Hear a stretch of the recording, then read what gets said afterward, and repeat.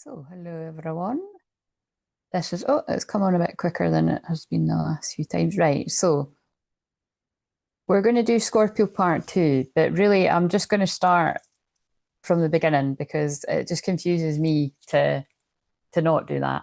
So if it happens that the one that I done on Saturday still ties into this for some of you, then that's just the way it is. But for some people, it will just be a whole brand new collective of people that I'm picking up on. So we'll just see where we go with that.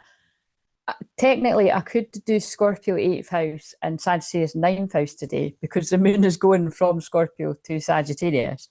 And if you haven't noticed, obviously, that's what I've been doing. Like, I've been doing it in the moon sign. I'm not always going to be able to maintain that, but I have so far. Um, and but I just think that's too much. So I think I'm going to stay in the Scorpio Plutonian vibe that I'm in every day with all of mine. Just need to check you can actually hear me. That'd be a bit shit if I've been talking for a minute. So I put the call out to the soul family that need to be here. So Scorpio Plutonian. Yeah, you can hear me. Right. So right, while I'm wait a minute, I'll just do the wee bit and bobs. I will return for Mediumship Monday. That's how we'll celebrate. If we get through this live, I mean. Otherwise, I might just do it as a recorded. So if you want me to come back live for Mediumship Monday, then let's see if we can get 10 super chats. The thing is, they can be like they can be nothing, right? They can be like dollars and whatever, because it's only the dollar sign. But because like I said, if we start using that a wee bit more, I can do cooler things. Like I want to give away like a whole ass session. Do you know what I mean? But I can't be doing that when there's or I'll get us a new deck of cards. Let's start from the bottom. Now we're here. We're still at the bottom. Do you know what I'm saying? Like, let's stay humble. Well, we're not at the bottom. We're in the middle. We're a ladder up from the bottom. You know, it just really depends. Because I think that's important for people to know, right? That if you're new around here, I adjust my goals from most people because I am only here for twin flames. So it doesn't mean that people that aren't on the twin flame journey don't get help and support from the stuff that I put out, and because everything I do is healing. Of course they do. And if you use the stuff, the healing activations, shamanic journeys in particular, I know that a lot of people that aren't on the twin flame journey use same stuff to go to sleep, then that's brilliant. You know what I mean? But primarily, I'm here to support the twin flames, and primarily twin flames that have been on the journey a long time, like myself, because I've got so much experience from what that feels like and helping thousands of people. And, also I attract a lot of people that, help other, like they've got their own collectives of people, however big or small. Like I always say, I'm a teacher for teachers, a healer for healers, medium for mediums. So all of that's going to be relevant with this coming through. So I feel with me, my intros are always they're usually always a bit different. I feel this could really speak to people that again you are a healer of sorts yourself, whatever all the different labels people want to use. And like I said on the other one, to me, yeah, I think this is the same chat. Because again, that's what I mean, they just again, I'm speaking to people like they're new as well. So, God and the guides just speak through me. I'm a medium and I'm a shaman. So that's where it's a bit different. Like I'm a medium, but they don't usually just talk right beside me. They just jump right in and talk through me. And again, you can only be used like that if you're trusted like that, and I'm humbled that I am trusted like that. And again, as high dimensional and higher frequencies I am, I'm very grounded with it too. So this is similar. This is a similar chat. I felt like I was speaking to other people, and it's just with different synchronicities as well that happened of late. It does. It's quite interesting. Yeah. Just so. But anyway, so for those that are here all the time, you know how this goes. But I'll, like I said, I'll swap in and out speaking to you if you're here all the time or if you're new. This is for Scorpio in the 8th house. We've all got Scorpio somewhere. We've all got the 8th house. And as I say all the time, if you've got Scorpio in the 8th house, lucky you or lucky person that's got it. I don't know, depends which way you see it. If you both had that, wow. But yeah, Scorpio is very sexual, which is why I've obviously said it like that. It is about like alchemy, so it's about turning your pain into power. It is pain though, you know. So in these last degrees of Scorpio, like people can be really, really in their deep feels. So it's a great time to feel it, to heal it, to reveal it, to heal it, reveal it, to heal it. All of these sayings. It's very, very deep, very introspective, very quiet in a lot of ways as well. So, like I said, sometimes that can reflect on the live streams where there might not be a lot of people talking. I mean, I could see there's a few people watching, but there might not be a lot of people wanting to chat. And again, that's okay. You know, I'll go with the flow either way. I kind of more feel like I'm in I kind of feel like I'm in the Sag full moon already, and I am Sag moon. So, you know, yeah, like optimistic kind of. I don't know. It feels like brighter skies after darker clouds kind of vibes. But we'll stay in the Scorpio vibe just now. And all the other shit I say all the time, guys. So, oh wait a minute, I didn't do that. Yeah, and if you want a personal today, I just need to take out the wee. I thought I'd done that, but wait a minute. There we go. If you want a personal today, I can do you a 30-minute or a 50-minute, and I'll just do it live while I'm on here, but you just need to wait till the end. If you want that once a month, then become a member on the second level. And like I always say, that's a no-brainer because that's $12.99 a month. And look what it is for 15 minutes. So it's a no-brainer as long as you know that you're going to want that once a month. And most people usually would. If you want free cards, I do that once a month on the Leo moon. Or when I'm guided. But I don't, when I say when I'm guided, I have got more boundaries around that. I don't just do it willy nilly. And again, like I said, it's because I done all of that back in the day. I've been doing this for 10 years now. So I sat and done my time on Facebook and on here for years as well when I jumped to here. So yeah, I feel that's a compromise having that on the Leo moon. And because people, it feels like a person reading half the time when I'm doing the collective anyway for the people that listen to me. So yeah, so that's the main thing. Is that I'm not, I put it this way, I know how to reach more of an audience.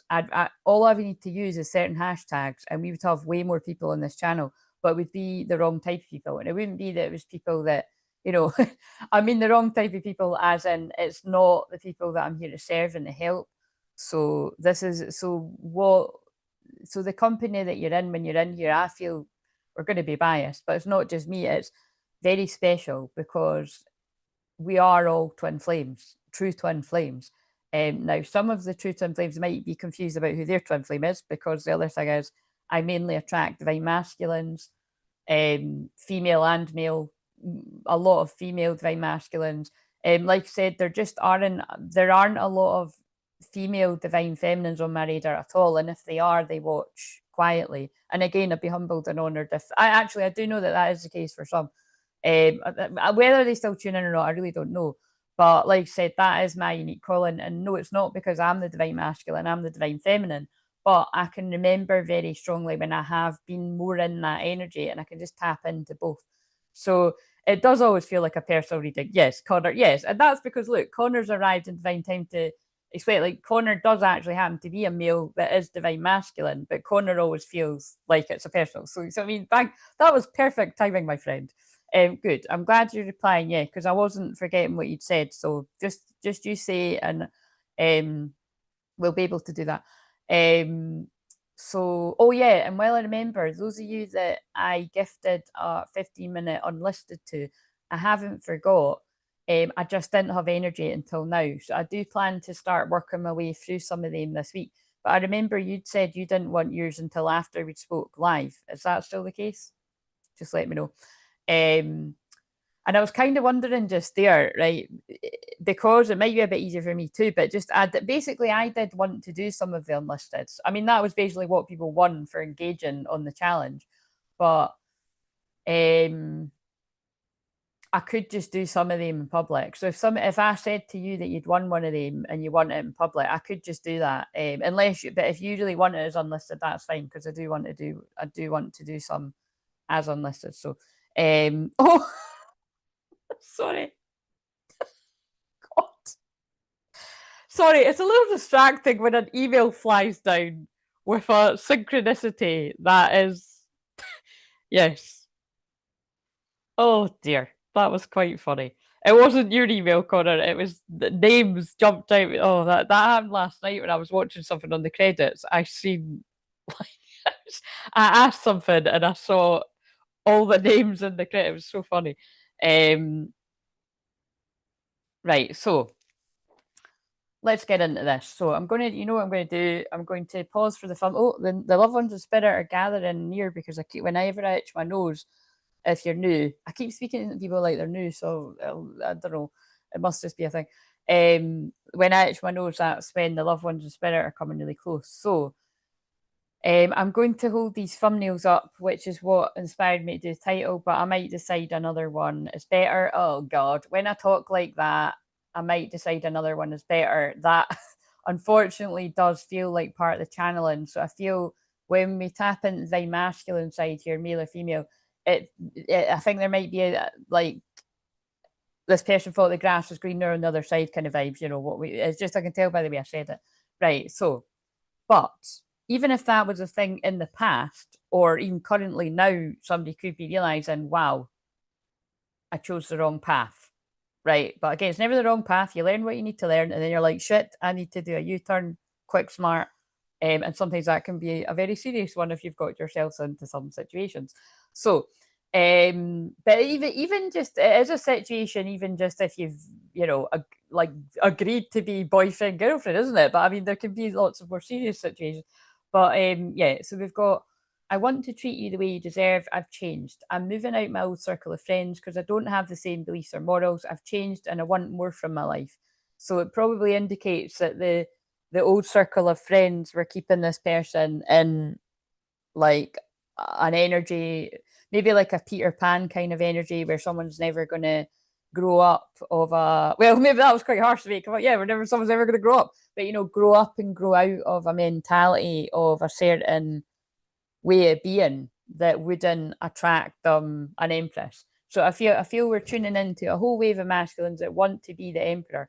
Now, this is the other thing about me.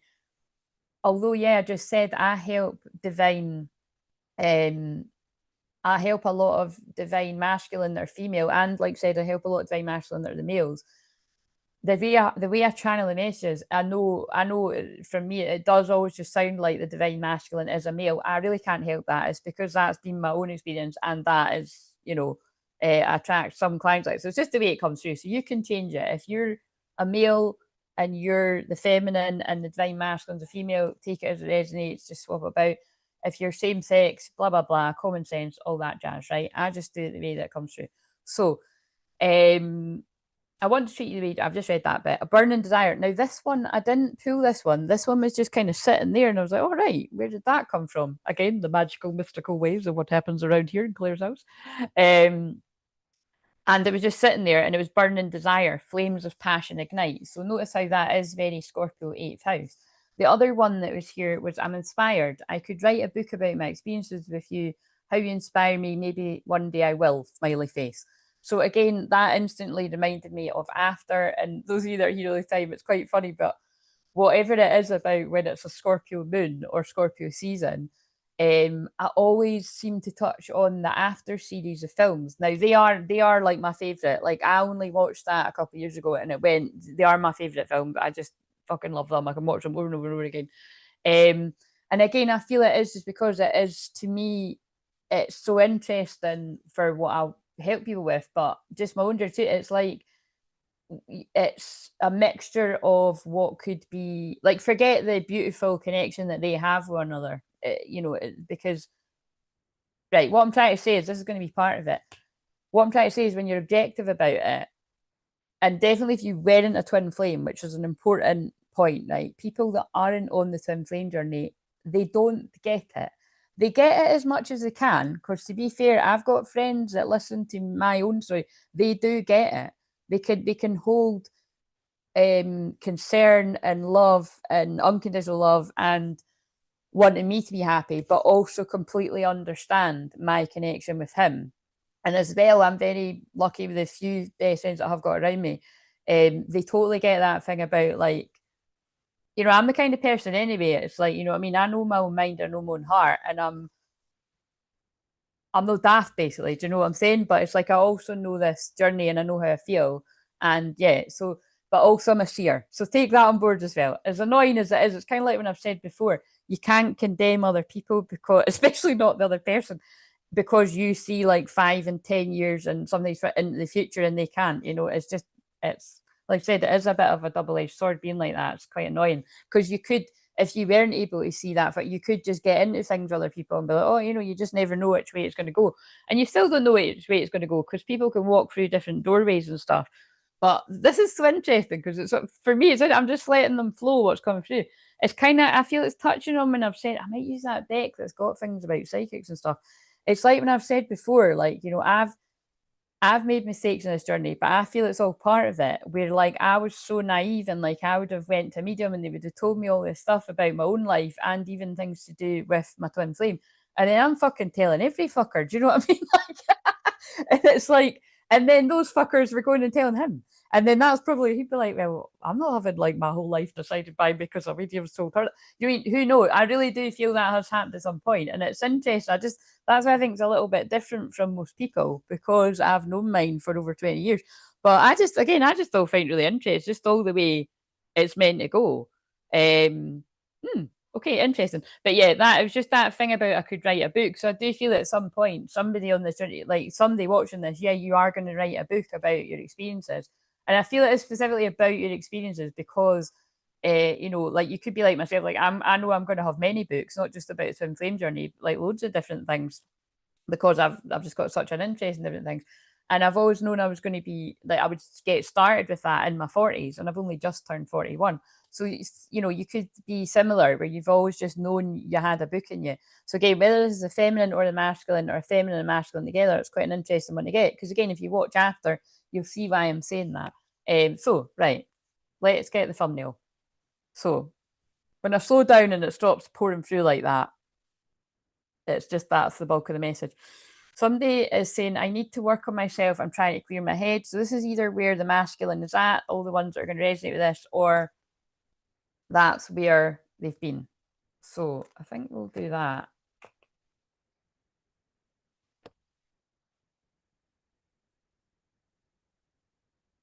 And also, with me wearing the red again, right? I didn't really consciously, you know, like I said, if you're new around here, what happens is for the whole decade I've been doing this in public, I quickly noticed it was all the because even before I was doing stuff in public, I just noticed like you know the colors. Like I'm very much a color healer, very intuitive color healer, and yeah, it wasn't conscious. Like I was wearing red on Saturday, and then it's like I saw this kicking about in a pile of clothes that I'm just sorting out. I'm decluttering and everything because I've had this for years. I love it though. It's just until it goes like really bubbly, I'm keeping it because it's really good quality though. Really good quality the material because it's like it's so old and it's like still all right. Um, but yeah, it's again it does scream kind of passion. I didn't stay still enough there that kind of passionate, burning desire energy. And I did say things like that in the shorts for like, you know, Sunday and today. But again, they're all timeless, the shorts as well, as are all of these. Um, but I do just feel it's that Kundalini energy, like really bubbling away, rising. Now, again, if you're a divine feminine, you're like myself, I had my Kundalini, well, I had a spontaneous Kundalini awakening, you know, many, many years ago now. And it was very intense. It was very rare the way it happened, as in it was 36 hours of agony.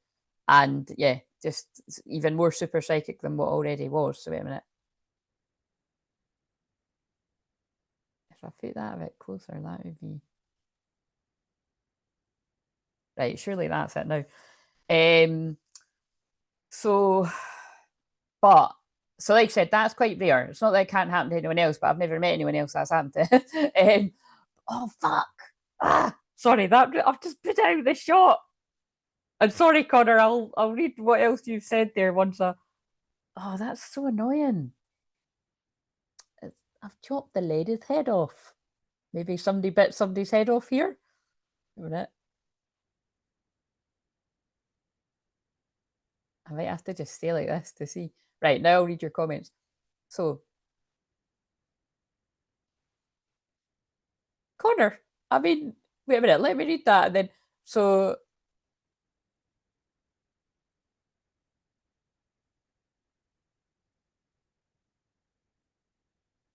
yeah. So you want yours unlisted, right? And then I mean, you do. You're a grown man and can make your own decisions, but then maybe take that away. I'm quite. You surprise me all the time. Don't tell people your shit. Um, right. So, um, but yes, I will email you after that. So wait a minute. Sorry, see, I'm a mama wolf, guys. I protect people around here. I don't tell people what to do, but you've seen me do that with Nathan for years. So, um, I'd love to hear more about your Kundalini awakening. I need to research that shit. Yeah, I'll absolutely. When we talk on the Zoom, just yeah, I'll tell you whatever you want to know. It's fucking agony. Um, oh shit, I've chopped the fuck. Ah! Sorry, if you're new around here, you've probably clicked off. Oh, there we go. That's fine. I did. No, I'm still talking. Stay. Wait a minute. This is once. We're just going to try once. No, no.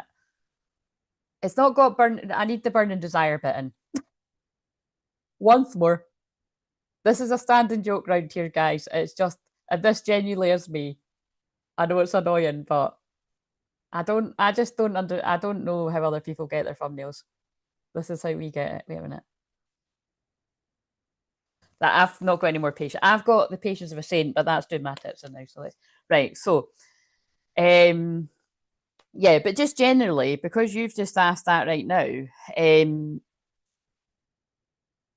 like the well obviously with burning desires relevant to that, you know, there could be intense feelings like that and you're like, what in the fuck is going on, like, and that will just be very much present, you know. We're in Scorpio 8th house, so this is a conversation that's relevant. But it's because it needs to, that energy is trying to escape and it's trying to go somewhere, right? And it's like when you like, actually, Connor, when we speak one to one, I could, there's quite, I they show me a lot of channels that are specifically good for men. You know what I mean? Like, and some of you might already know these channels, but yeah. So anyway, we can just talk about a little about that when I speak to you. But the point of it is it's that trapped energy is trying to move up the spine, and it can be physically very painful. If it happens all at once like that, which is why I keep saying like that is incredibly rare, and it was wow to people in my life personally, and even just for people in public, because one minute I was like, I've been psychic my whole life. I've always had the clairs. I've always felt the angels and the guides and the ancestors. You know, like I've always felt that energy around me since a wee girl, but like it was very much like went from being inwards to outwards, and then oh boom, I'm just going to jump on a Facebook live. It was like my higher self just took over and boom, done it. And again, like I said, when I was just 30, that was very young to do that, because I know people that are like ages with me now that have only been doing that the last sort of anything from a couple of years to 5 years to, you know, maybe a wee bit, some people a wee bit longer, but most people, when I done that, you know, all that, all those years ago, a lot of the other healers and mediums that were around me, that were, they were just taking their moment of, right, fuck it, I'm going to do it. They were all like 10 years older. There was quite, I can think of like, there was four specifically, I was really close, they were all 10 years older. So like I would say, I'm quite an old soul. So like I said, I have, so don't be distracted by the fact that like I'm only 41, or that sometimes people, thank you, think I'm younger. But again, Zoom is very flattering on the filter. And also when I do the shorts, you know, flattering on the filter. So do remember that. I have got wrinkles, and yes, it's, my skin actually is quite good. I look after it. But do you know what I mean? Like, not in that way. Anyway, I'm just saying, I'm just keeping it real. But it's because somebody once said I didn't know if you were AI, and I was like, I don't know whether to be highly insulted or very flattered, but that's hilarious. But it was like, you know, there's people I love that do similar, and like if everyone else said, "Oh my god, you look beautiful today," and like I remember when somebody I love was like, "Oh, it's the filter," and it's not just the filler, you know, it's people that I can see people's energy as well. But I just always like to say that. But yeah, so I have no idea why all that's relevant, but it's coming in right. So let's just, I tidied this up quite well. I fake tidied it up because so the other reason is I quickly had to jump off that like live stream on Saturday because my nieces were staying the night. And they arrived like 40 minutes early. So, you know what I mean? So it was a bit, I was like, oh, fuck's sake. But it was like, It was funny too because her dad was like, "Oh, they could just do something else while I'm in the shop," and I was like, "No, I can't even. I'm not sitting on a live while they're like, oh, chaos." So yeah, that was my I ended it quickly. But like I said, it was I pulled true love at the end. So if that still fits into this, there's something is it's true love. It's destined. Can't remember what the other card was. Um, yes. Anyway, right. So starting from the beginning.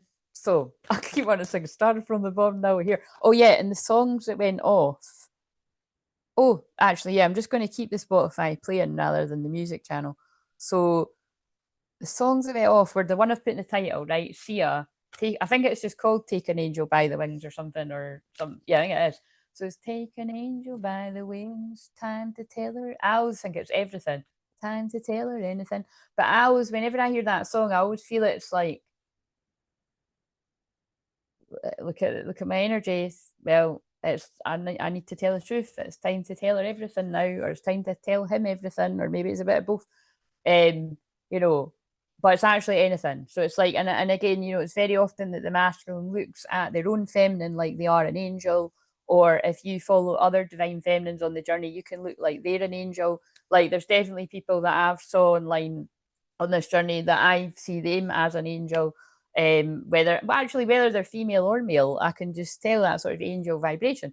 And this will be fucking fascinating. There's a card in this called Angel. If that comes out, yeah, that might happen because I'm saying Angel so much.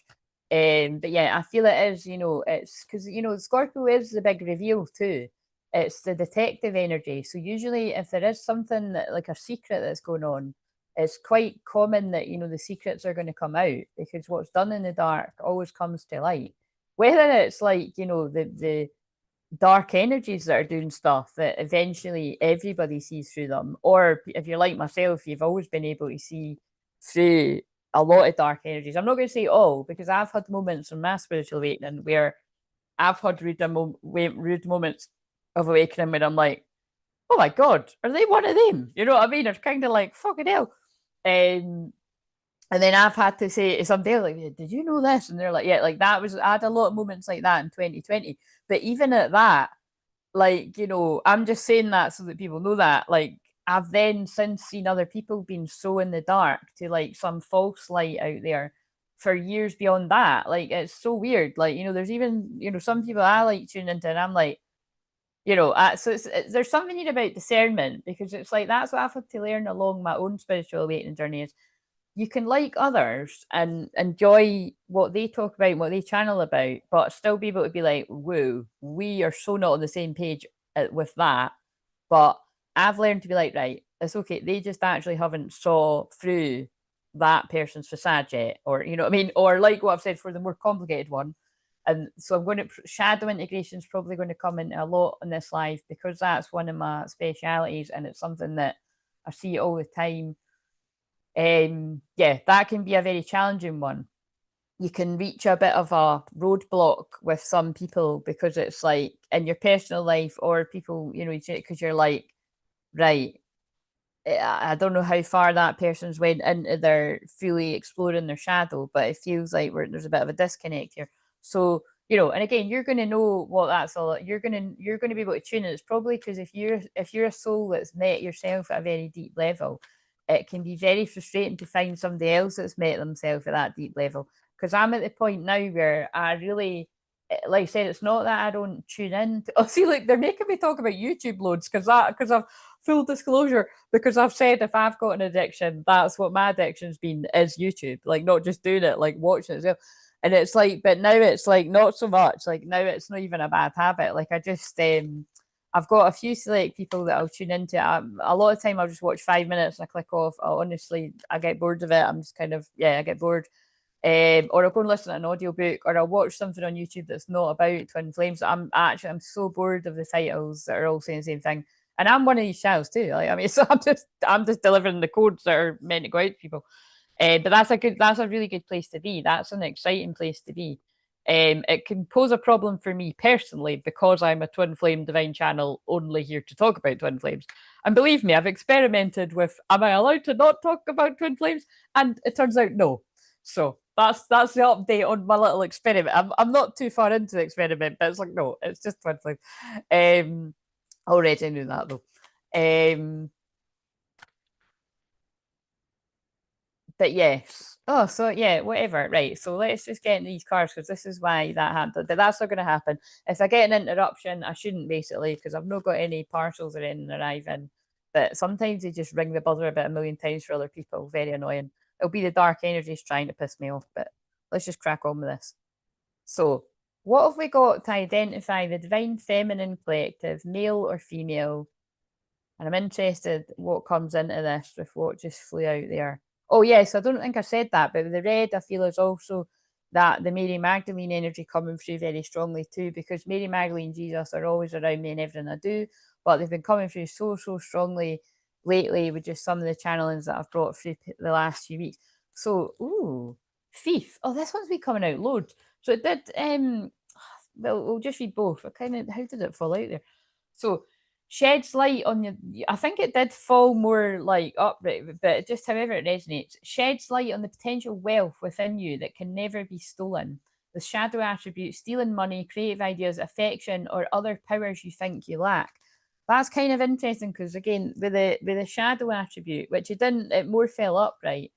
I always get honed in on the creative ideas. So we could have this could be exposing a little bit of the kind of dark energies that watch people that are truly twin flames kind of get enough and then sort of like put out their stuff and it'll be a bit disjointed because it's like, oh, this doesn't feel like the whole truth, and it's because it's not, and they're tuning into people that really are on the journey. That's just for a handful of people. I don't know why that's coming through, but that's coming through quite strongly. But I feel the divine feminines in general, female and male, you shed light on people's inner wealth that can never be stolen. So no matter how much money you've got this abundant energy. Oh wow, that's really clever. Right. So yesterday there was this ginormous, when I say it was like a huge bee, right, was like at my window, and I took a wee video of it. I just decided not to post it. I ended up just emailing it to another divine feminine because like, I knew they would appreciate it. But it's bees and wasps always remind me of Jupiter Ascending because like I love that film. I only watched it a few years ago, but I loved it. I kind of want to watch it again. But there is a bit in that where it's like, the bees surround her, and it's because like bees don't like sting royalty or something like that. It's a sign of royalty. So that also instantly reminds me of like that kind of Cadbury's purple color, that I always associate that with spiritual royalty. And I've said before, like, because on one of the ones, I think it was for Cancer, actually, I had on that purple dress. I usually only wear when it's like boiling, and it's not been that hot here. But I wasn't going out that day, guys. So I don't know. They just like said it was about the color. But again, I really do feel that again, this is like it feels like that kind of like royal bloodline, like sovereign kind of energy, or just that it feels like this is really going to speak to people. That it's like people can't rock your inner world, you know what I mean? And that's why I was going about counselling. So yes, I'm all these other things, a shaman and all that, and the soul retrieval, you need to do it, and it's brilliant, and it's a must on this journey, whether you call it soul retrieval or not. But like therapy and counselling is always, I always go back to that is my like foundation of not only do I help others with that, but that is what helped me. Like, like I understand that I had to get that for myself for me to be able to do what I'm doing right now. Like, you know what I mean? Like, yes, people are gonna be jealous, people are gonna be envious, people are gonna be like, oh my god, what's she doing? Who's she? All this kind of chatter that you can feel in the ethers or whatever goes on. But like when you've had proper therapy with a counselor you really trust, and you know what I mean, it's and like I always say, it's really funny, like people have said to me loads of times over the years that they hear that they hear my voice in their head being like, no, don't take that shit, or you can do this or whatever, like positive things, and like to encourage them. And it's quite funny because a lot of these people like I've lost complete contact with for whatever reason, because frequencies change and life is busy, and sometimes it is more just other kind of things that go on and just changing in life. But I always just stick by that I hope, like I said, whoever, and because like I said, I feel some people, it's like like I'm saying, it's Scorpio. What I'm saying is I feel very subtle energies. You just never know what people still tune in or whatever, or stay quiet.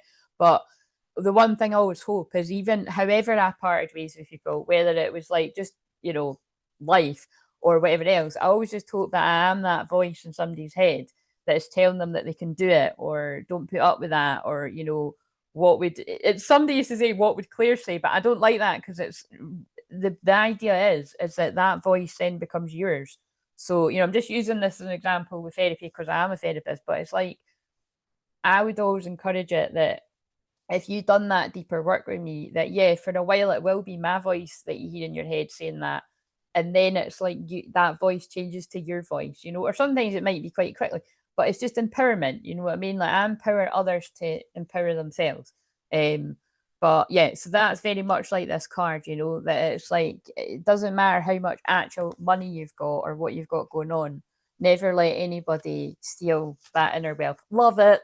It's coming through with Venus and Taurus. So Venus rules Taurus, and Venus just moved into Taurus. So again, Taurus, and so that to me, that Venus and Taurus are all about love, valuing yourself, romantic love, obviously, self love, all stuff to do with money, which is why this has come through about money, and beauty. So these are the main things that stick out to me. So again, there's with that burning desire card, there's a real sensuality in the air. I'm like sensuality, a sensuality energy in the air too. Like this need to experience the senses on all levels.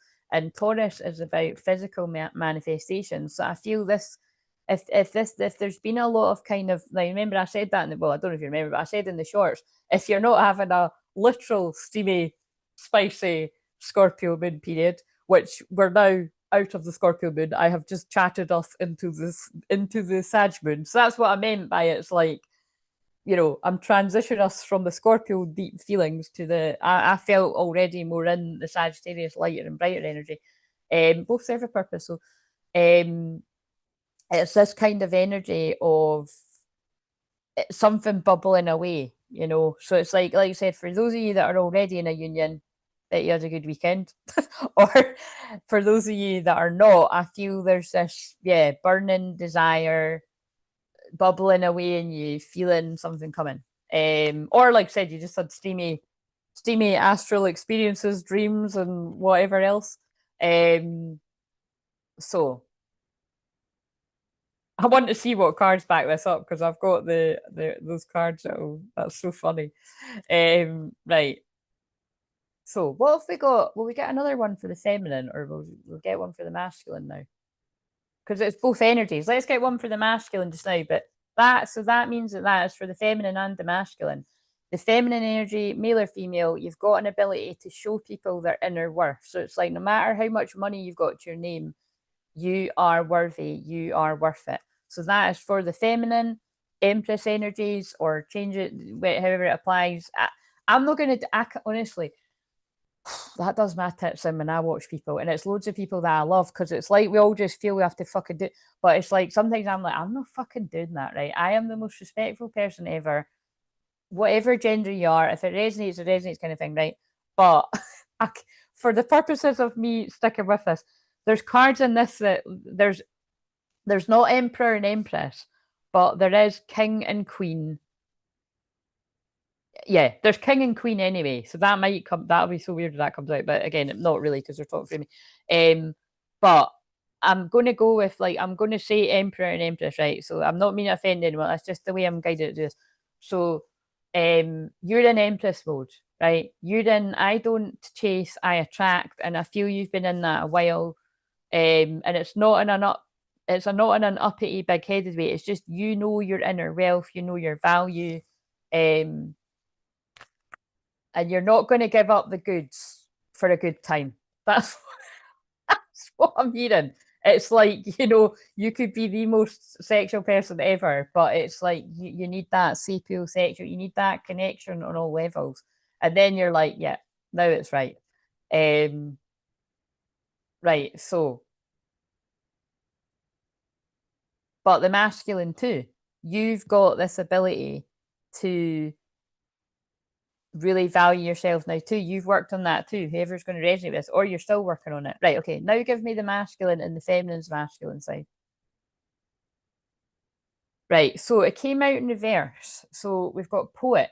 expresses soul insights in a symbolic language. Beautiful, because that tells me the masculine collective I'm picking up on are currently trying to get in touch with that side of them where being able to express their emotions, connecting the heart chakra, the sacral, the heart, the throat, you know, connecting it all. And I'm saying trying to, oh God, but that burp was kind of loud.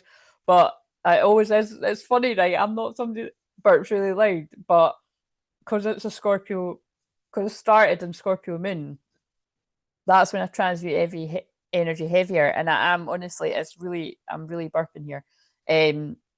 But turned a lyric gift to a negative or destructive effect, it did come out reverse. So I feel if you're this masculine energy, and again, remember, guys, although we're in Sag moon now, I started in Scorpio moon for a reason. So it's like, we're doing some shadow work here and shadow integration, right? You don't need to tell me if there's it, but I'm feeling it's like if you're really honest with yourself, you could have like had a gift of words, or like I said, you could even. I know lots of divine masculine energies on this journey. Lots of women have actually helped where they've had their poetry gift like locked inside, and then I've looked at their astrology chart, and you know, because it activates all the dormant DNA in that. And I had one woman not only went on to she was sharing her poetry on Instagram at the time, but she was also the last I heard she was doing like a true crime channel like on YouTube. And again, this was long before I was kind of when I was dilly dallying not doing this. And if that person, she won't, really don't think she'll tune into these. But one of the last things she said to me was like, Claire, you've helped me move through mountains I never thought possible, kind of thing. Really fucking go and show the world what you've got inside you, because you're helping everyone. Like, you need to do it now. And so I always remember that, because again, I've got the screenshot in my phone because it was really like, it was personal to me, but I feel it might be some of the words that someone else needs to hear. But anyway, it was amazing because this woman had a really blocked throat chakra for all her sort of own reasons, and then it was like whatever we done in that session totally opened that up, and it just opened up so many more avenues to things you could do. So it was something, you know, I was really proud of her, but I was really proud of myself too, that I was able to do that for people before I was really properly owning it. Because remember, I've always said about me, people think I'm fully 100% shining as bright as I can, and but I know I'm always like, there's always more that I can be doing, and I'm kind of playing a bit small. It's like even doing these, right? Like, I love the way that I'm channeling the signs in the houses just now, but it's a bit limiting for my soul. Like, so again, like, it would be good to have feedback, because the only feedback I'm going by is that the views are way more, but still, like I said, I have to adjust it for other people, because to me, hundreds of views are loads, right? Because it usually kicks about at the fucking 30-40 people that have watched my videos for years, the true twin flames. And it's not even all of them, but you know, at least it was some of them. But so that's why I'm just kind of thinking, like, I'm not wanting to fall into this generic kind of algorithm of, oh, this is for Scorpio, this is for Sagittarius, because I'm not meant to be that type of channel. So I might at some point still do these, but put them on the membership, like, you know what I mean, just because I'm sitting for like 3 hours and stuff like that. But I'll just see. I'll get in a flow. If I can be in a flow of doing these and doing my usual collective ones with the channeled astrology, which I always bring in everything, then I will still do it. But I didn't, you know what I mean? I'm just trying to work that out. I just don't want to give up right away, because I think I started on Scorpio. So I think I've only done one round of it, of all the signs. So I'm just tuning it. I'm just sort of letting people know, because if you were kind of like, oh, you know, where's all the other stuff? I just don't know. I don't know if you can tell the difference, but I can. It's like, it's a bit different. It's like what I said, I had a huge timeline jump and loads of things changed in my life. So I'm still kind of getting used to it. But yeah, so, because the thing is as well, it'll be, if I just stuck to, everybody else will get the help because they're getting the messages that they need. But if these videos are going out to people that are on the twin flame journey, I won't be getting the clients, because these are the only people that ever book my services. So great to be helping other people, but I need to be getting that support back. But anyway, God's in charge. I'm just doing what I'm told. So yes, I feel at some point you could have been not using that innate gift that you had inside you for words well. So however that, you know what I mean, it could have been that you fell in with people that are a bit gossipy or shadowy, or, you know, in their unhealed shadow.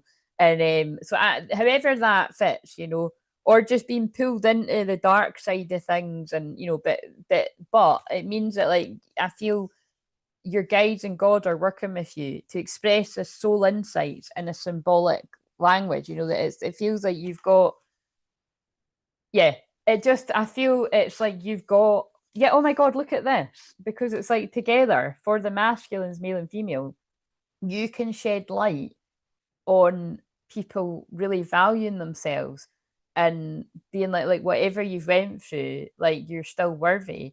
And like it just feels like, it feels like this is going to speak to somebody that it's like whatever pain you're moving through or you've moved through, you'll be able to tie your words together in a way that really speaks to someone. And oh my God, how much does that fit with that?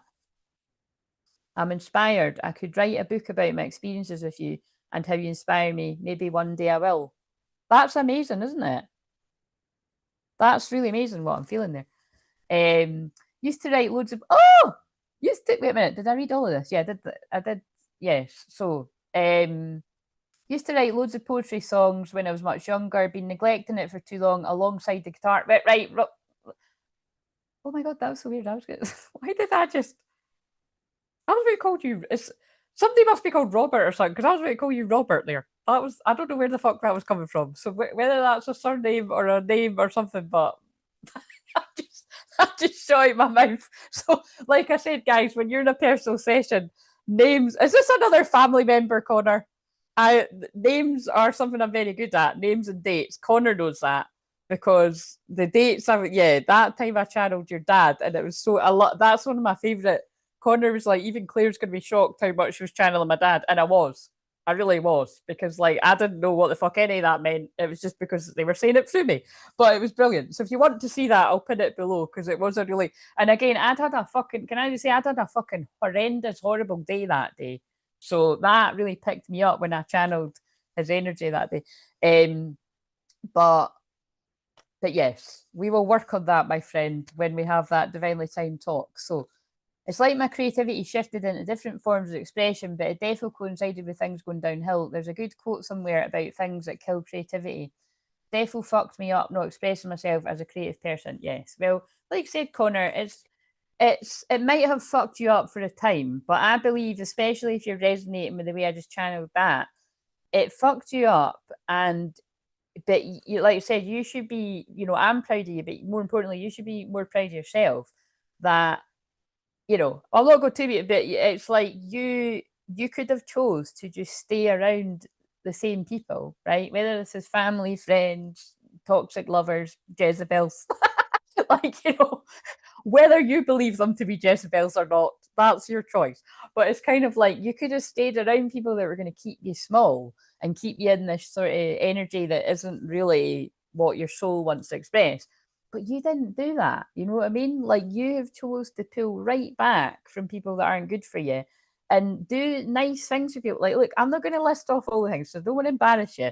But I know there's lots of nice. Look, and actually, even Connor's one of the people that, like, you know, like my birthday was shit this year, but Connor sent me an email just saying happy birthday. And I remember, you know what I mean? There was a lovely picture you'd sent, like, it's just something in your area, isn't it? Of like, but it was, but the funny thing is, he hadn't noticed that there was a rainbow in the background. I think it might have even been I thought it was a double rainbow, but that's, and I thought he was sending me it because it had the rainbow, because I love rainbows, but it was because it was a bridge, wasn't it? And basically the words were lovely, and it really did speak to me, and I knew it was. So it's kind of like, you know what I mean? Like that's what I'm getting at. So yeah, I'm glad I do see you put this is resonating with you at least, but I say it'll resonate more because, like I said to Connor years ago when he commented, I'm going in and out of speaking you one to one and then speaking to everyone, just so that people know, like when you commented on one of my first journeys, I do remember saying, like, you know, something like keep speaking up because, you know, you're doing that for others that can't do it. Like, you know, no pressure. But it's true. So, you know, it might have fucked you up for a time, but not really, because you're choosing to do something about it. And like I said, and interesting card. So, and I was just thinking about that today. Do you know what I mean? That it's like, you know, oh fuck, we know what's going to happen now, because it's when it's Scorpio guys, they uncomfortably always make me touch on my own journey more than I'd like to, but again, I do that the whole time. So I mean, I don't know why I say it, because it's like I do it the whole time, but it's because I've got a lot of Scorpio in my chart, and my twin flame is a Scorpio. It's like I was even thinking today, like it's like, you know, even the thought of the possibility of a timeline where mine manages to actually take the leap of faith to come and talk to me, like the amount of stuff that you'll have had to move through to do that is a lot. Like I can feel it within myself. It's like, you know what I mean? I'm already really proud of my own twin flame for whatever he's doing right now, whether it's, you know what I mean? Yeah, basically. Because it's not easy, you know, like it's all these type of words like awkward and painful and blah blah blah and confusing, and it's spiritual awakening, you know what I mean? But so yeah, I was just to like to sort of put that out there, that I know all of that. So but yeah, it always just comes down to the same for everyone else. It's like you still need to take it right back to the drawing board and just have a conversation. But it's, I think that's, everybody needs to hear that. Like, remember, it's like, you know, you don't know what the other person's moved through internally, or you might not even know what they've went through externally. Oh, it's very deep. I like it. So, and I feel like this is interesting because look at what card I was holding. So that might speak to some of yours as well, because I know that that card, well, I can't remember exactly what it says, but engineer, ability to give creative energy a practical expression, talent for designing resolutions to common dilemmas. So, and then the shadow attribute is reliance on mechanistic solutions without regard for emotional consequences. But again, I do feel that might mean that some of you have got jobs like this, you know, like engineers or whatever, that kind of, or something that might speak like that, that might kind of speak to areas like that. Or it's just like I said, you could be very logical, analytical, because again, it didn't come out as a shadow, but I feel in the past maybe you could have been more mechanical and analytical and logical, and kind of pushing aside that emotional side of you, maybe not even paying any attention to your feminine energy. So you say that fits in again there. Like you could have been like that. So it's not like you were using your words to hurt anyone or that, but it's, you could have been like, you do you, you know what I mean? Like, I hope not, but like you could, you know what I mean? You could have went into the dark side, but it's like I'm more taking that as like you just weren't paying too much attention to your feelings, and everything was all in your head and your analytics kind of thing. Um, and money too, actually, because that's about, you know, money. Whereas now it's like empowerment, still using that very creative mind, but also tying it together with your feminine energy, and maybe tying all your words together to, like you said, create, birth a book, birth a blog, birth a social media thing. You know what I mean? Like, and again, or you're already doing it. Because, like I said, one of the things that annoys me is it's not everybody's like about to take flight and do it. Some people have been doing it a very, very long time. So I always just like to be a bit different, you know, than from what a lot of people channel things, because it's like, but that's because these are the people I'm here to speak to. Maybe other people I watch, you know, they are just speaking to people that are on the, because I'm speaking to people that are on the, I'm on the edge of glory and I'm hanging on a moment of truth. I just wanted to burst out. So, but oh fuck, what just flew out there? I was finished with him. Oh, I was like, don't tell me it's that card again when I've mentioned Mary Magdalene. No, but we've got hedonist. Inspires creative energy to embrace the good things in life, celebrates the beauty in yourself. Hello, Venus and Taurus again. Oh, yes, and also Cancer. Jupiter moves into Cancer today. It might have, I don't think it's already, let me just check. We've got Mercury in Cancer, so hashtag all the feels speaking. You know, Mercury is obviously your words, your listening, it's communication basically, and it's now in hashtag all the feels Cancer energy. And Jupiter is hanging on the edge in Gemini. Oh, yes, that means that Jupiter right now is conjunct my Vesta in Gemini, the bright burning flame that guides the twin flames. And not all of them, because we're such a tiny channel.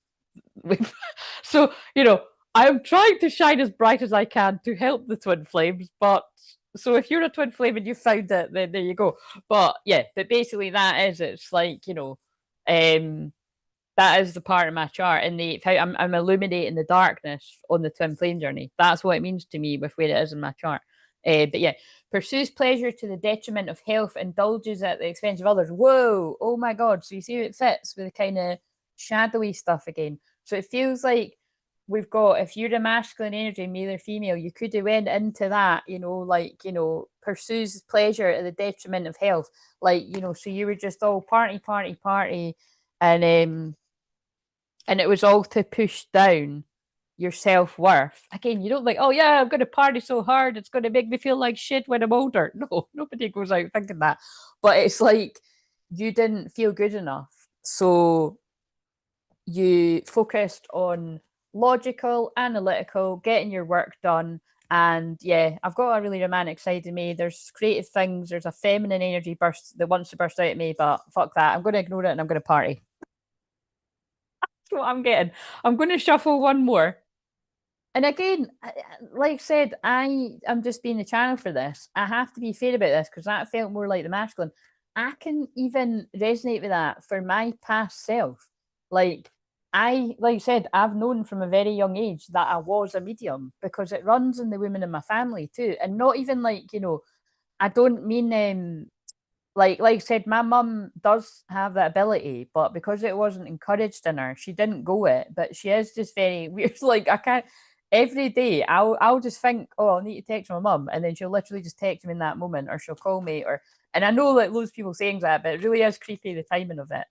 Like or and I do that with loads of use too, and but it's like email wise kind of thing.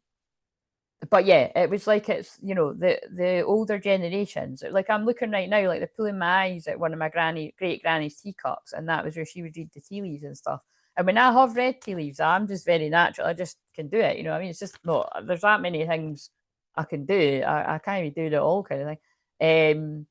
But I do find it interesting, kind of thing. But it's kind of like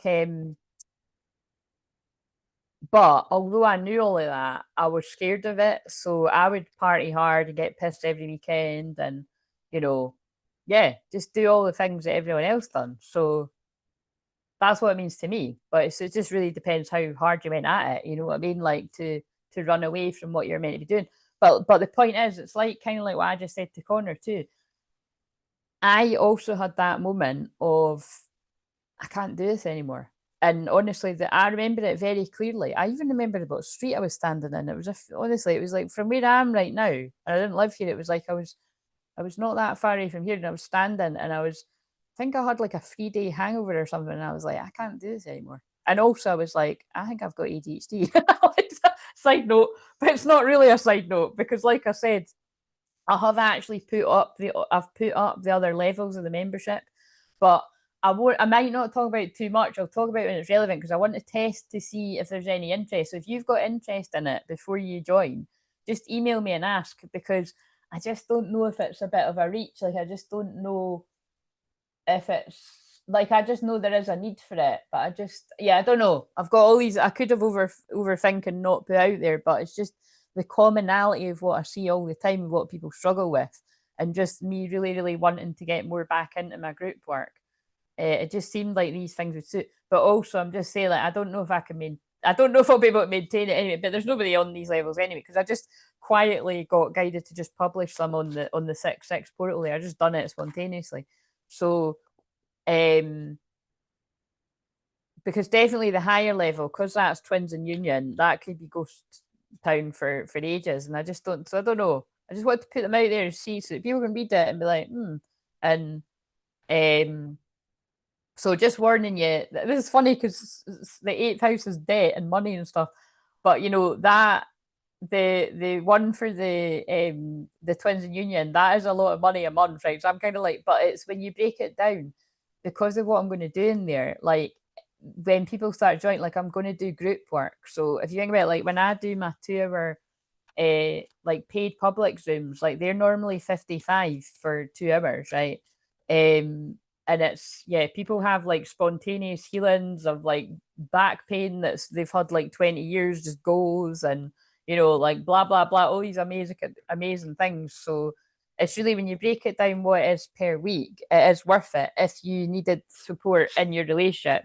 Like, it's like marriage counselling, or like, you know, it's something that's more, like I said, crystal clear visions. It's something that a vision I've had for a long time, and I'm leaving it sitting there for now. So we'll just see. And because it's weird, you can't hide on here. You can't hide one level. You have to publish them all. It's so weird. But yeah, with that third level, it might seem a bit off topic, but it's mainly based at people that struggle with things like ADHD or mixtures of different other things. Just you procrastinate, you're not getting on with stuff, and it's a way to connect. I called it Connect with Claire. And can I just say, it's quite funny that I just mentioned my mum. I don't know if my mum would like me to say this, but I'm going to say it anyway. Like I said, because my mum's quite shy, but it was actually my mum had a dream, and that came in a dream. And when my mum told me that day, my mum's like that card. I was like, you know, engineer. My mum's very logical and analytical. Like, I would even go as far as saying my mum's very, like, you know, if we're using that term, she's more like that kind of masculine brain because she's a Gemini. But so I was quite like, wow, when my mum said, "Oh yeah, like I thought you could call something that," I said, well, "That's quite funny because my link is called Share with Claire, and when I do my challenge, I called it Share with Claire." But I was like, "Connect with Claire," I quite like that. So when I was making up the levels of the membership, fuck, I don't even think I've told my mum that. You know, I may tell her that tomorrow. But it just came when I was doing, and I thought that's where I can use that because that's really what it's for. Like, so many people that struggle with ADHD, you know, like I said, I've got ADHD, dyslexia, dyspraxia, but I meet a lot of, and loads of other, like, you know, dyscalculia, all these, you know, just basically a lot. But it's, and then I meet loads of other people that can have, like, you know, ADHD, autism, or a mixture of both, or like just obviously I meet loads of people that are in a dark night of the soul, which can be like depression, which you come out of.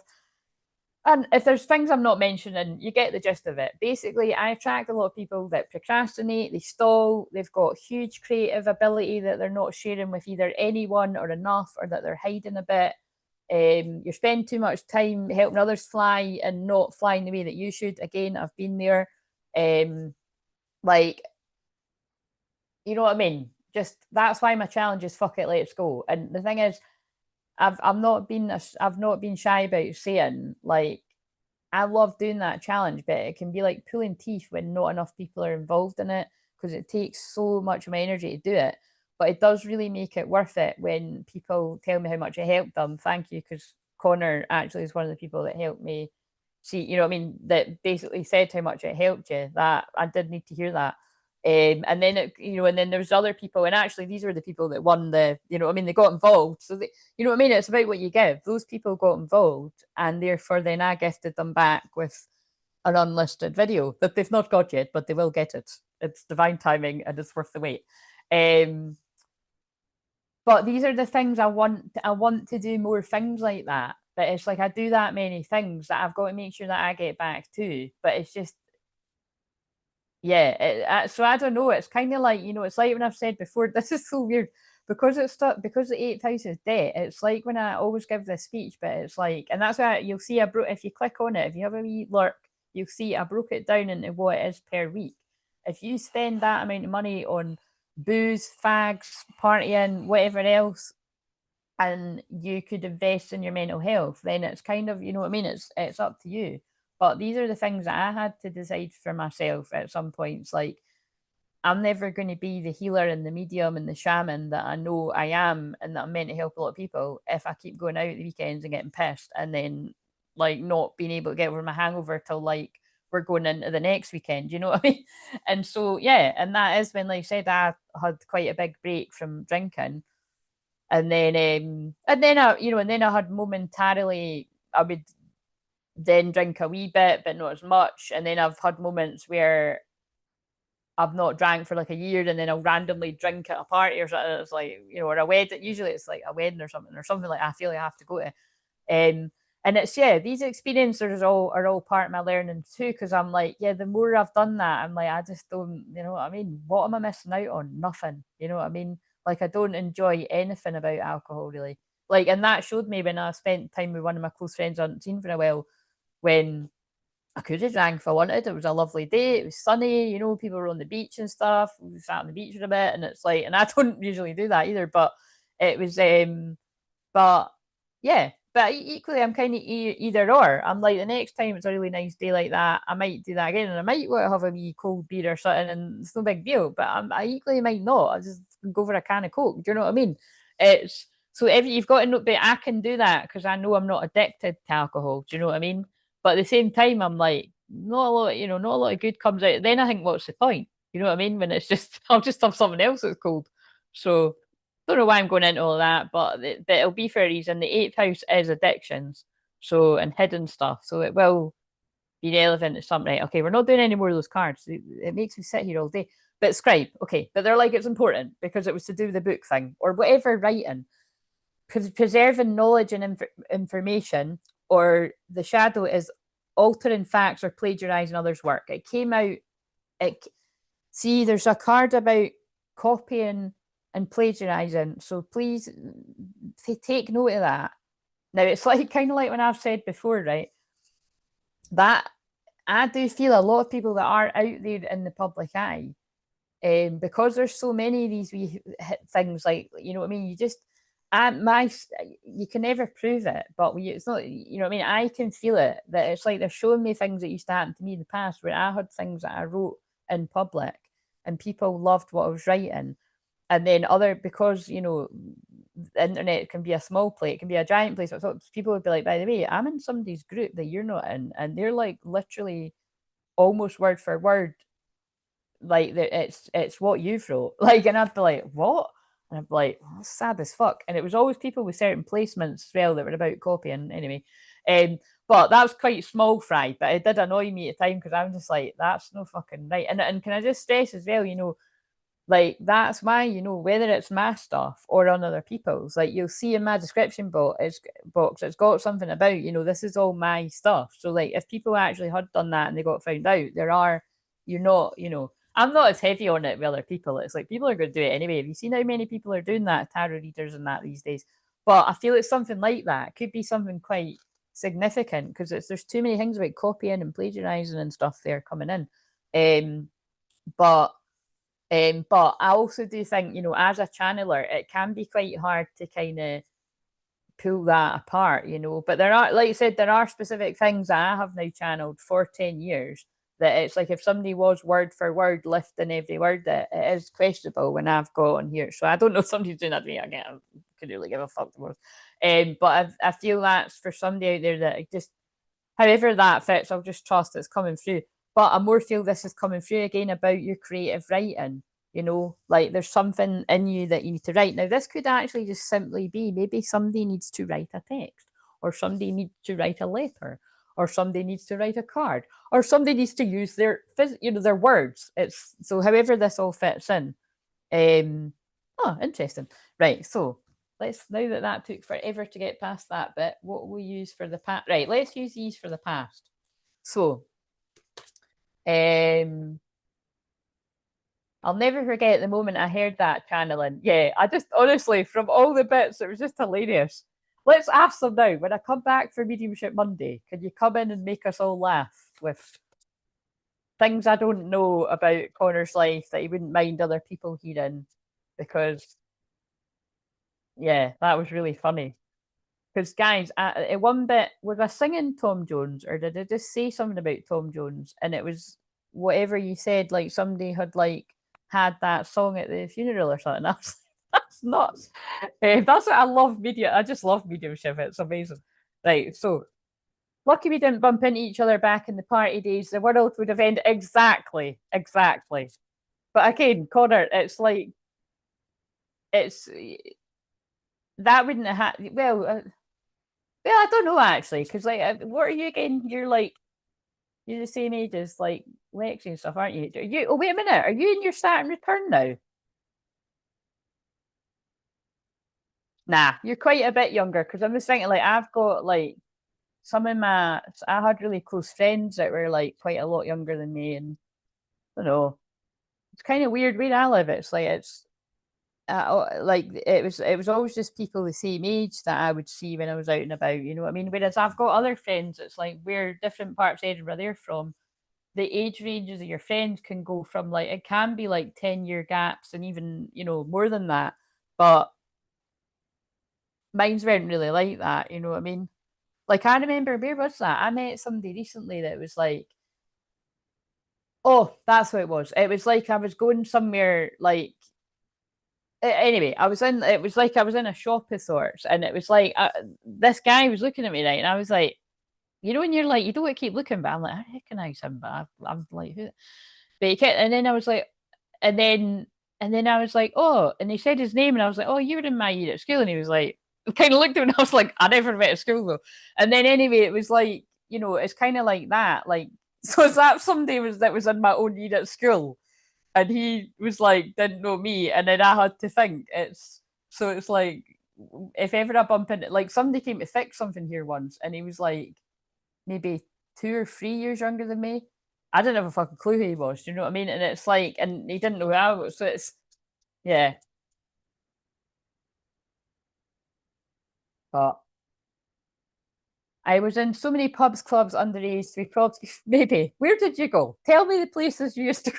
Or we can have this we can have this conversation in private. The challenge was so perfectly timed, genuinely scary to think what could have happened in that period if my mind wasn't focused on that. Well, thank you, thank you, God, that you got on the straight and narrow. It helped me really turn back on a situation that would have crushed me, and now I'm laughing at the way I was thinking back then. So thank fuck. Good. Right.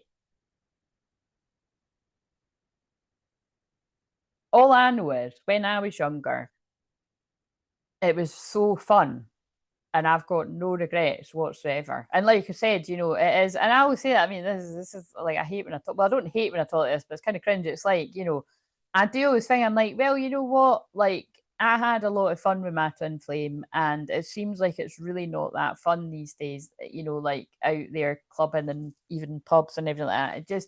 It's really since the whole face nappy lies of the world came about, like just changed everything. But even before that, it seemed like it was boring. But like I still have really good memories of the excitement and like, oh, am I going to see him? Am I not? Or just like, just even like, there was loads of nights I've out and I haven't seen him obviously, but it's like, and I just had loads of great fun. So it's like, even, yeah, I've got no regrets. You know what I mean? Like I had fun, and now I'm in a different era of my life. Um, I just feel sorry for people that are a bit younger than me that it just seems like really shit. But maybe that's what all the generations think when they get old. You know what I mean? I just don't know. Because then you've got people older than me who'll be like, oh, all that kind of 60s, 70s, 80s kind of. I don't know. That's the way that I look at it, though. Right. What have we got? So these cards are quite deep. So we're still going to keep in the Scorpio theme. So this is what a feminine was struggling with in the past, and a masculine's feminine side.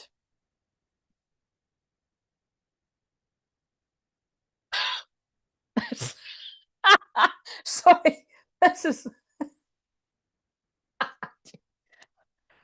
good Lord, the timing. So remember I mentioned Mary Magdalene, and there is a card in that deck that's the P word, and this actually happens to be the P word in this deck too. Honestly, if Lexi comes on now, that'd be hilarious because this is mine and hers joke with this card. It's not a joke. You'll see what I mean when I read it.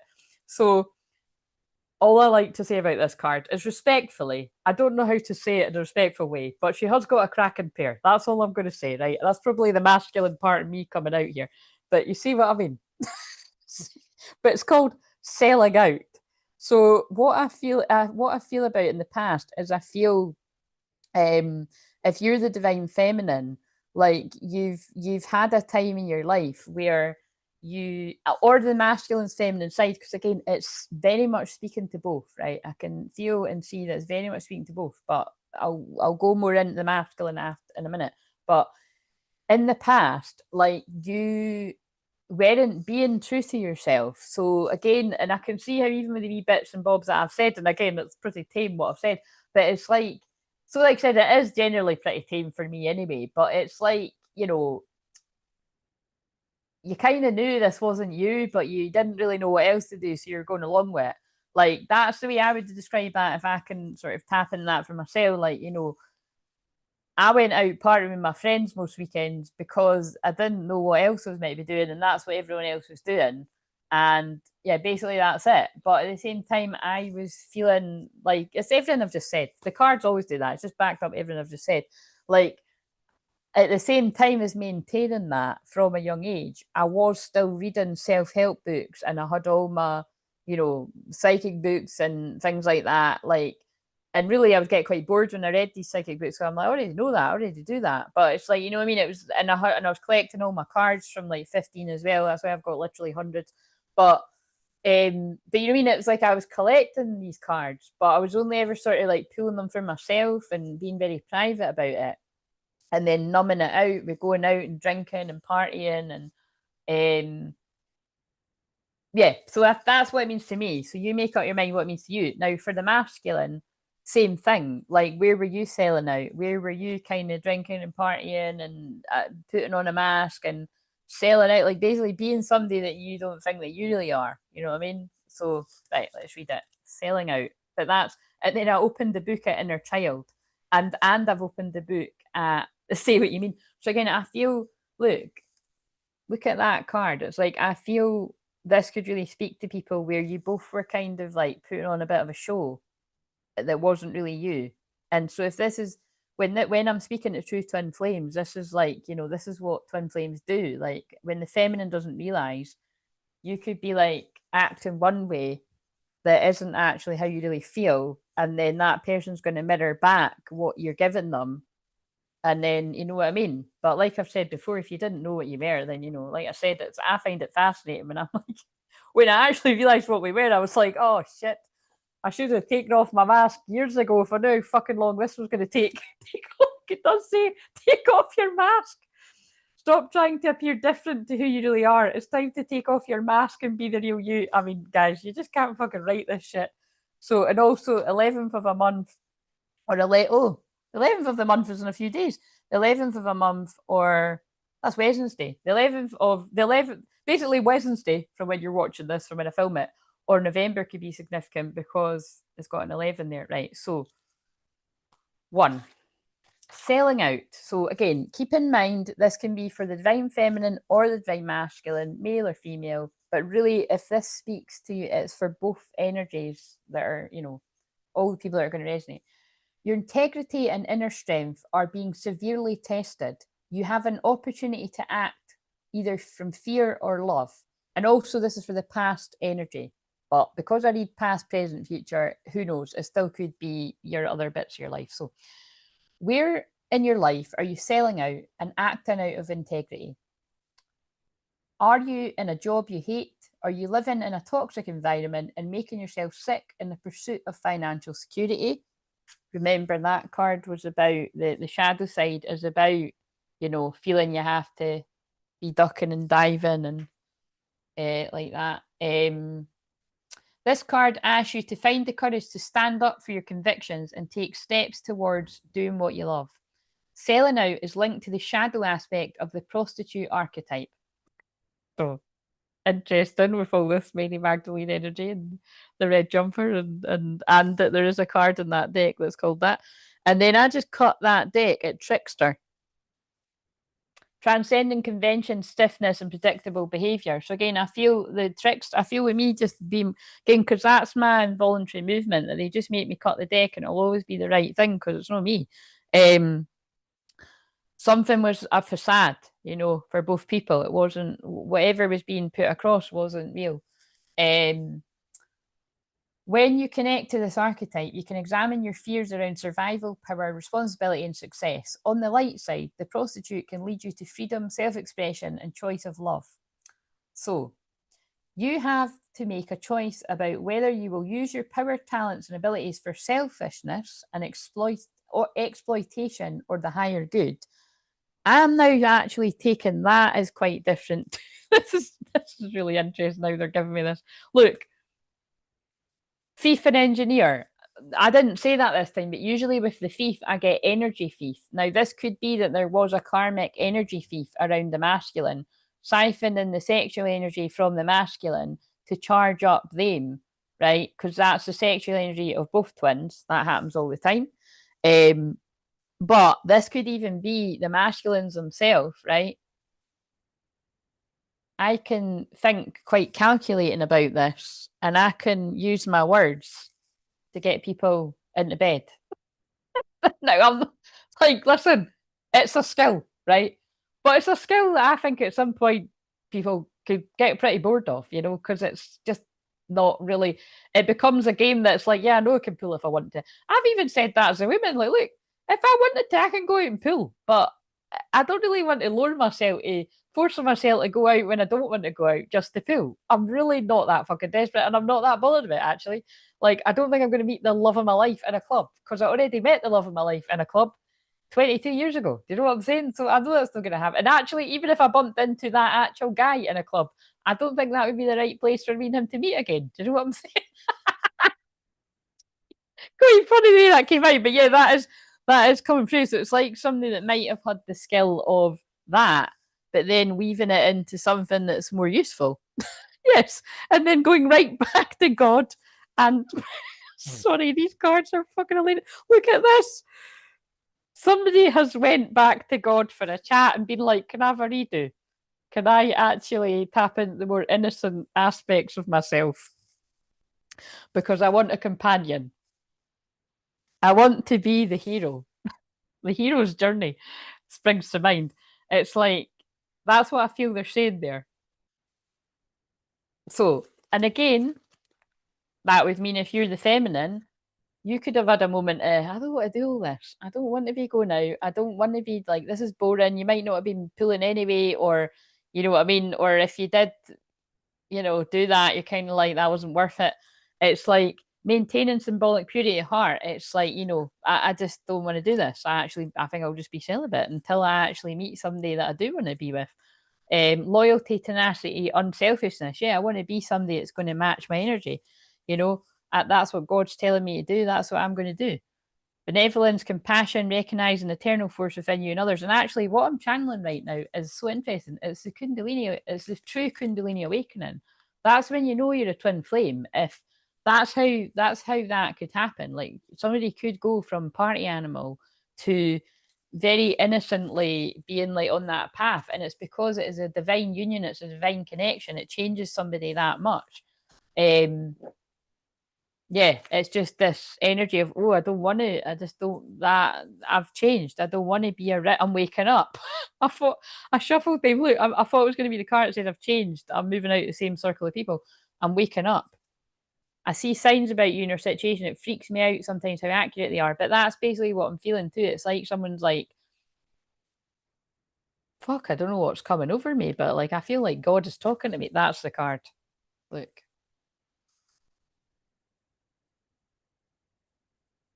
am I in the shot? Um, yeah, I want to be the hero. Passion for a journey of personal empowerment. I want to be the hero in this story.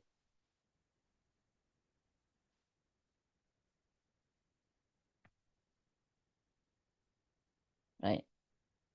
I'm going to be sitting here all day if I don't, but that's fine. I'm in no hurry. There we go. That's the thumbnail. That's the one, guys. Right. So let's do the wee meditation if you want to do this. So close your eyes and take a few deep breaths and focus on your body. And then I'll just do my little thing first. So breathe in, telling yourself relax. Breathe out, telling yourself release. Breathing in, telling yourself relax. Breathing out, giving yourself permission to release. And I want you to imagine a little tornado above your head, whirling round and round. And then it goes from your upper chakras, your soul star chakra, your crown, your third eye, your throat, your higher heart, your solar plexus, your personal power, your sacral chakra, which is this energy is coming through very strong because we're on the 8th house one, your root chakra, down to your earth chakra. And we cut the cords of fear, lack, and negativity, the old earth, thanking for the lessons and letting go of the pain. You don't need to carry the pain around anymore, but you can carry the learning from your experiences because it helps you and it'll also help other people. And that's very much already come through. So, like I said, I keep feeling like I'm describing like somebody that talks about their journey, or it's like a book, or I don't know, it's you share it with others and you will at some point. So, and now we're connecting to the new earth with peace, calm, abundance, balance of your inner masculine and feminine, pulling up that energy for whatever you need from the new earth energy, the new earth frequency. And then I'm just going to read the rest. So, take a few deep breaths and focus on your body. Become conscious of where in your body you feel like you're losing your energy and your power. So just take a wee quiet moment, right? You can come back and do this bit after, but I'll just channel it slowly just now. Just take a minute. I'm going to tune in for myself too, actually.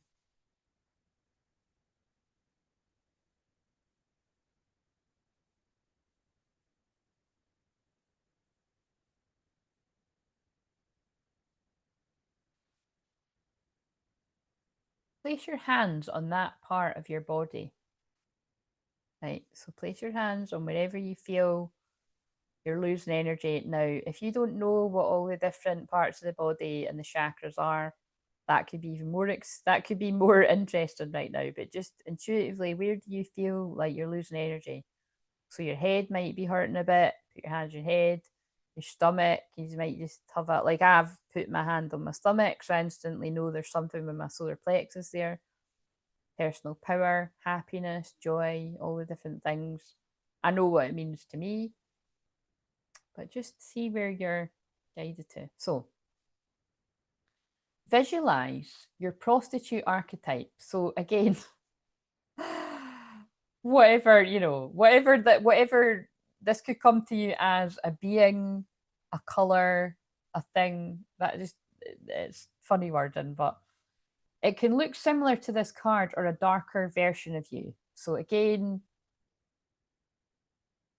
I feel like, you know, visualize something that is like your empowered badass self. Like to me, that's your Lilith. So whatever you want to see it as, your healed, the healed part of your shadow. The part that actually get real with you yourself, and that's why they're getting me to channel this. Because, like I said, with my Pluto conjunct my Scorpio rising, I either people love that intensity in me, either personally and professionally, or both, if you are in my life in both ways, or they're completely and utterly terrified and repelled by it, because my energy, without me even needing it, just asked you to be really brutally honest with yourself. Because I am with myself, you know, like I love all of that. Like I just, if I'm like, right, am I bullshitting here? Like, nah, I need to sit, and if I can't be honest with myself, like I'll go to somebody that will be honest with me. So that's how I work. But yeah, this archetype asks you to show you where where in your life are you selling out. Become aware of how this affects various areas of your life and your physical and emotional health. Ask this archetype aspect of yourself to help you regain your inner strength and make power in decisions. So let's just take another quiet moment. Just see if a word comes into you, and you might be shown an action that you need to take to get you to stop doing that, or you might be shown a healer to go to, whether some of you are being guided to book a session with me, or whether you know you've had sessions in the past, or whether you're brand new because you actually get your first session cheaper if you didn't know that, or whether there's someone else in your physical environment. You're like, oh yeah, I've always walked past that shop and felt like I needed to go in there. Maybe there's a healer in there. You know what I mean? It's like maybe there's a book that's been calling to you that you haven't been listening to the intuitive nudge. Just pay attention. Just let it all float in. Like I said, I'll be here all day for it, but that's right. So hopefully you got a little bit of something from that. And now I'm just going to get you to take a few deep breaths, and I'm going to count from 10 to 1. And when I get to 2, you're going to think about opening your eyes. And when I get to 1, you're going to open your eyes, wide awake, wide awake. Now, I know that some of you wouldn't have needed me to do that bit, but I always just like to do that because you just never know. Some people just get so relaxed by my voice and my energy that they do just sort of float off somewhere. So, ready to come back now. 10, 9, 8, 7, 6, 5, 4, 3, 2. Thinking about opening your eyes. 1, opening your eyes, wide awake, wide awake. Right. So, let's now see if that card comes out for the masculine as well, or what else comes out for the masculine. But so interesting that, I just love how they do that. Like, I was already going into stories of like the past anyway, and kind of like, oh yeah, like it's just like I'll be able to, that'll be interesting when I watch it back. Oh shit, because see what I mean? Now I've just realised on that other one, basically the whole live was like me talking about the old episodes of Towie. And like, so I can even now see how if any little bits of that resonate, that it's like, if you were caught up in this kind of what everyone else was doing and suppressing the parts of you that there was so much more than just getting pissed and like showing off all the time and like playing up to the people around you. Because it's like a coming of age, isn't it? It's what people do. But then some people get stuck in that. Um, And then people regress too. Like there was someone recently had said something. There's people that miss out on parts of their life and they feel like they have to go and make up for lost time. So it's all different things for different people. What have we got for the masculine for the past energy and the feminine's masculine side?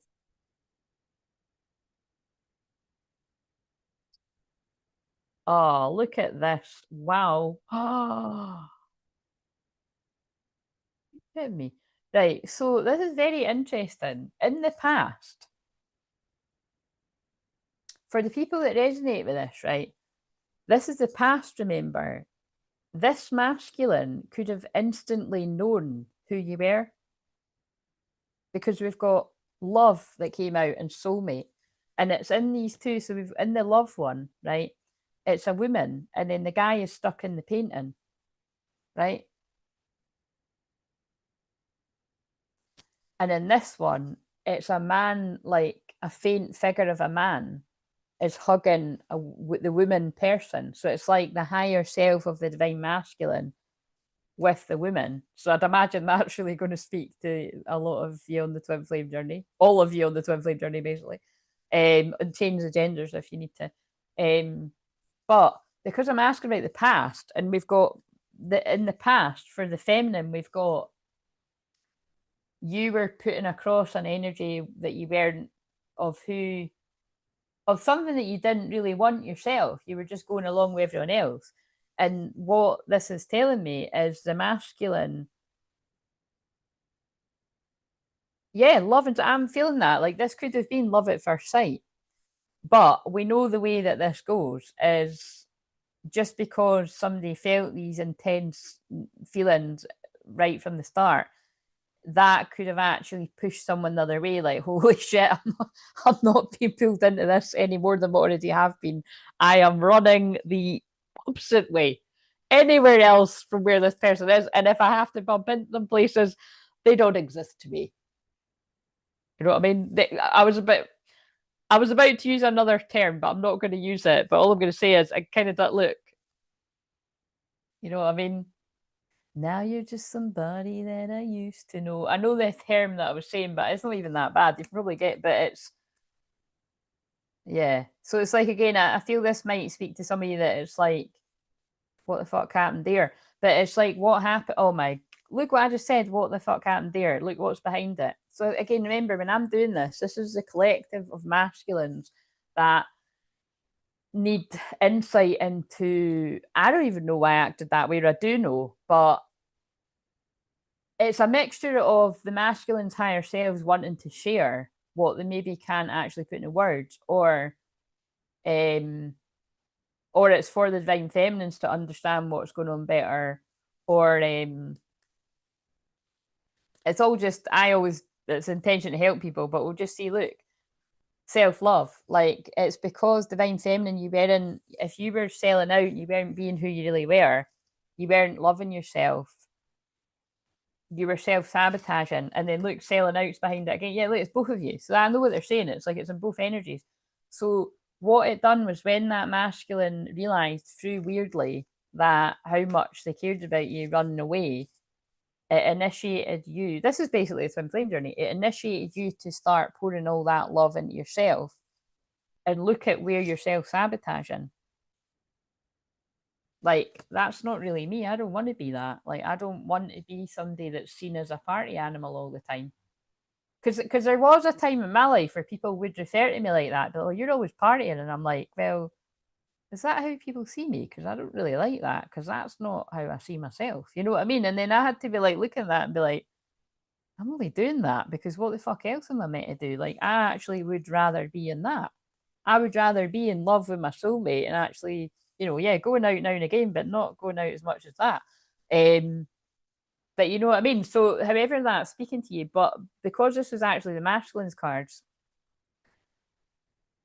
the masculine didn't love themselves because self love was in reverse, so they self sabotaged and they sold out. Like they acted somebody that they weren't really deep down because they didn't love themselves because they were mirroring the feminine. It's deep, isn't it? And also in this, right? Whether you're a man or a woman, I always see this as a divine masculine card. Look at that. Look at those energies. That's the karmic energies. That's demons, basically. Because look at the hand on her shoulder. That's the very first card, remember, was I'm not spending time or I'm moving out my old circle of friends. I don't feel the same. That's like symbolic of like romantic karmic partners and friends, maybe even family in some cases, that are keeping this person under a spell. Because look, she doesn't look happy, does she? As people that were keeping this person in self-sabotaging habits on the merry-go-round of party, party, party. Saturday night, let's go out, let's get pissed, let's do this. This is what we do. This is fun. You know what I mean? And then, like, you know, oh yeah, it's fun. I'll just keep doing this. And then it's kind of like, but like quietly, somebody might be like, oh, I don't know if I do actually find this that fun. It's autopilot. Do you know what I mean? Because that's what it's funny. I'm like using how I've felt at certain points, and then I'm also tapping into like people have helped on the journey, and it's just yeah. So however it speaks to you, but look, say what you mean. Then we're back at those two people that are like, I don't like you. I'm happy with the life I'm living. I don't like you. I'm happy with the life I'm living. You know what I mean? But like secretly could have been like, oh God, I wonder if we could actually sort this out. I wonder if they feel the same as me. Like, I wonder if they actually hope at some point that like this could be more. Oh, I don't know. I'm just gonna go get pissed and distract myself. Right. So let's read it now. So I hope Connor, I hope you're still here and not falling asleep, or I hope there's somebody here to tell me if the fucking mic dies. Because if I end up going silent again, but you see, that would be part of the message if it goes silent. Let's see, because it's the ghosting part of the journey. There we go. We're still on. It's still on. Right. So love. This is the masculine's cards, but it's the feminine's masculine side too. So let go of your limiting beliefs about love. Your heart desires more connections, love, and nourishment. You're at a point in life where you need to learn how to truly give and receive love. So in the past, this is what the masculine has been being taught, whether it's in the dark night of the soul from God about companionship, or whether it is like in the past. I feel it's a bit sure both. I feel it could be more recent, or like even in recent years, you've been getting shown stuff about love and companionship and different places that you could go in life and experience different things. Because we're not, again, I hate when they make me use that phrase because but it's funny. It's like I keep hearing here for a good time, not a long time, but in a different way from most people use it. We are only here for a good time and not a long time. And there's other parts to life than what you might have been living. And it's like I feel that's talking about the lessons in love about giving and receiving might have been not so good. It might have been like where you've been really selfish lovers, really selfish partners in general, you know, like nothing to do with sex, just like I'm like just feels like I'm just here to like provide for this person and like they're not actually giving me anything back. Like, you know, why I'm like hearing me like, why am I even in this? You know what I mean? Like autopilot kind of thing. You know, all different kinds of lessons that people could have learned. So fully opening your heart will awaken your vulnerability, sensitivity, and fear. In particular, your fear of rejection and intimacy of another person. Wow, you see how that's getting into that? That this group of masculines sensed on some level it was going to awaken your vulnerability, sensitivity, and fear because you were like, oh my god, this is my soulmate. What the fuck? Why am I meeting my soulmate right now? This wasn't part of the plan. Or you could have known the twin flame thing, but I'm guessing a lot of people would have went with the word soulmate. Um, or like I feel like I'm meant to be with this person. But like now there's only a deeper awakening to that. I'm waking up. And it's like you're going back to that feeling that you had.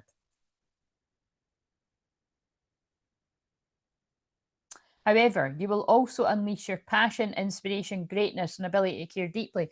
It's like that's what I'm feeling into. It's like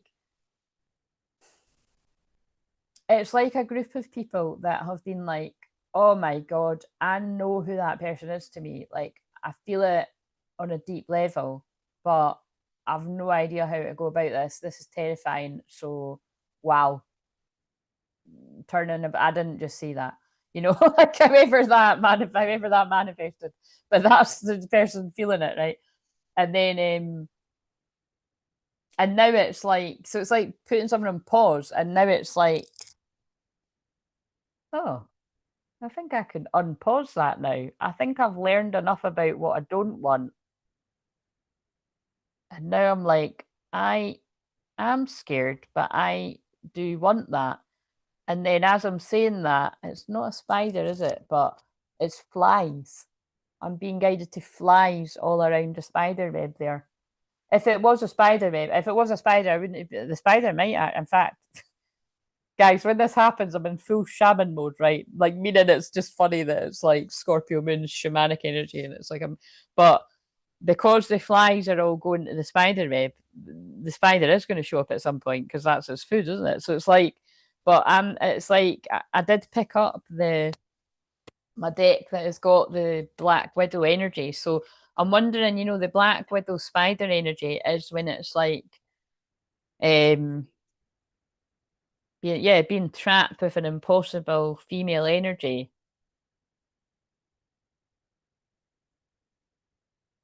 Yeah, that's what I'm feeling. It's like, you know, like this is a whole group of people that have been like, I've had enough of what I thought I wanted and it going so completely not how I thought anything would turn out that I now want to experience this kind of angelic energy and this purity and what God is pulling me to in this soulmate companion, chosen one, kingdom spouse. Because remember, I'm one of these people that there's a lot of people out there using these words in ways that will make sense to them, but I can only go with what comes through to me is that divine union is divinely orchestrated by God.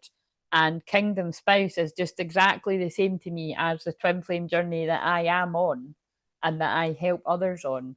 When it's a kingdom spouse journey, you and that person are battling through the darker energies, and you're praying for each other, and you know, it's um, it's not a lighter journey by any means. It's the same thing to me. That's the way the downloads that I get. So I'm just sort of giving a different perspective on that because it can sometimes be put across like a kingdom spouse is like a bit an option if you've had a rough ride with a twin flame. This is like a soulmate coming in, and that's not. That's people getting confused about what kingdom spouse is. I feel so. But that just come through very strongly about kingdom spouse because it's like, you know, it's divine, it's God, but so are twin flames. Twin flames are not toxic. If you are thinking twin flames are toxic, you're tuning in the wrong people talking about this journey. It's painful and get pretty fucking rough, and it can't even get toxic. It's just I don't like to use that word too much because it's just it gets boring. People overuse it. And then that's where it comes back to what I said about the after films. That is toxic at some points in that.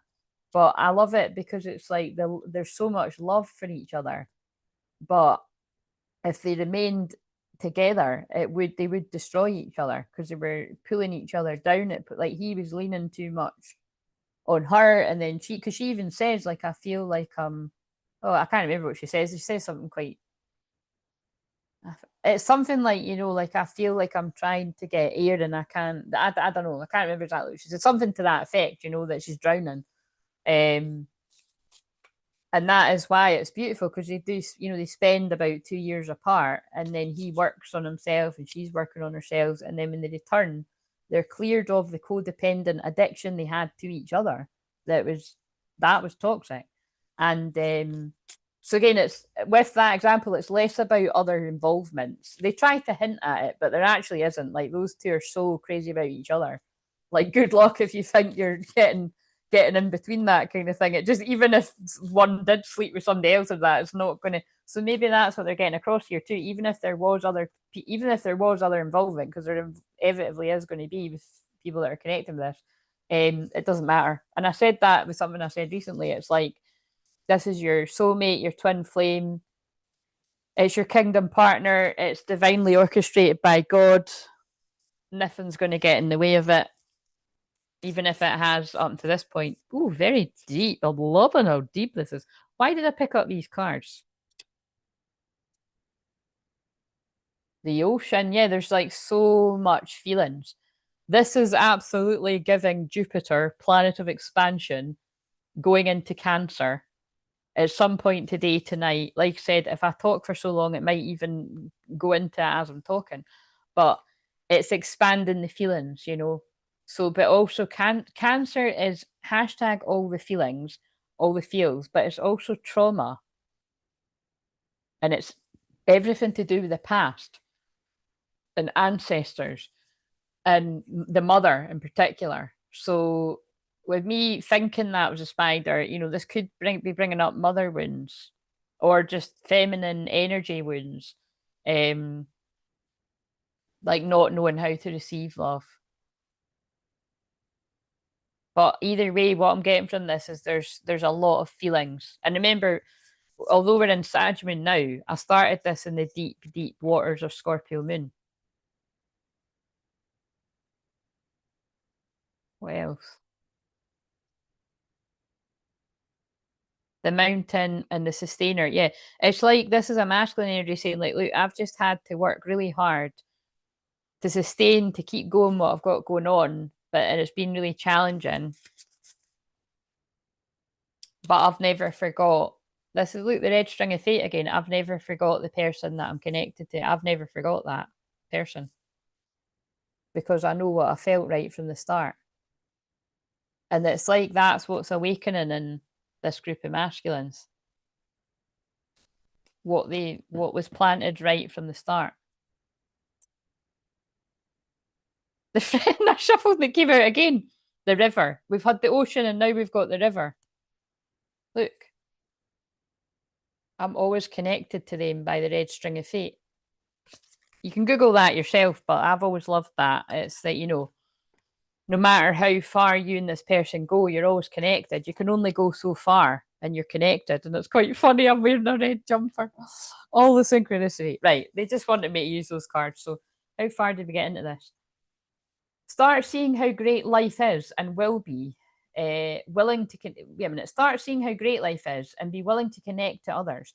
If you've been holding on to the past pain, then it's time to acknowledge, feel, and move forward. Give yourself permission to let people in. That's what I'm getting at. It's like this group of masculine collectives are like, I'm ready to let people in, but the person I want to let in the most, I shut out the most. I'm on the verge of tears right now. I'm like, like seriously, I'm like, my eyes start filling up a little bit. It's like, how do I do this? So do you see what I mean? It's going back to how the feminine was describing something like, I don't want to just like invest my energy in anyone. I want the person that I'm connected to with the red string of fate, the person that I had this feeling right from the start, even if it was a little feeling that you push it like that, they're my person, they're my lobster. And then I acted like this. Because I was chasing that. Might not be that in particular, but she is flashing her bum, mind you. But it's sexuality. Look, sexual energy. I was following desire and lust, and not the twin flame desire. I was following lust. And then I just was like, yeah, I'm just gonna make out I don't like that person because they're like, fuck, they're bringing up feelings I'm not comfortable with. So goodbye, those feelings. I'm just gonna act like I don't like them. I'll just chase that and I'll just procrastinate. But why do I keep seeing all these signs? Oh no, why do I keep having these memories of this like tantric connection I've got with him that isn't that? It's no like, oh hello, I'll just flash my bum and you'll come running my way. No, it's like actually shit. I want that. sorry, that channeling's quite funny, yeah, because like really I've had to pray and have faith because these connections like come from a wounded part of my inner child. And I was just trying to get attention from the wrong type of people, and it's left me with a hole in my soul. Now I need to do a whole load of soul retrieval. Because remember, this is the masculine's past energy. This is like the journey you've went through if you're the masculine. But it's the journey that, and look, it's quite funny what I've done with the cards. I put them all out and then I put them all back. It's like now it's like, and it's brought you right back to the start again. Take me back to the start. The scientist. Tell me your questions and ask me. No, wait a minute. Ask me your questions. Oh, let's go back to the start. Whenever I start singing that, it reminds me of the end of Wicker Park. A very emotional reunion could be on the cards.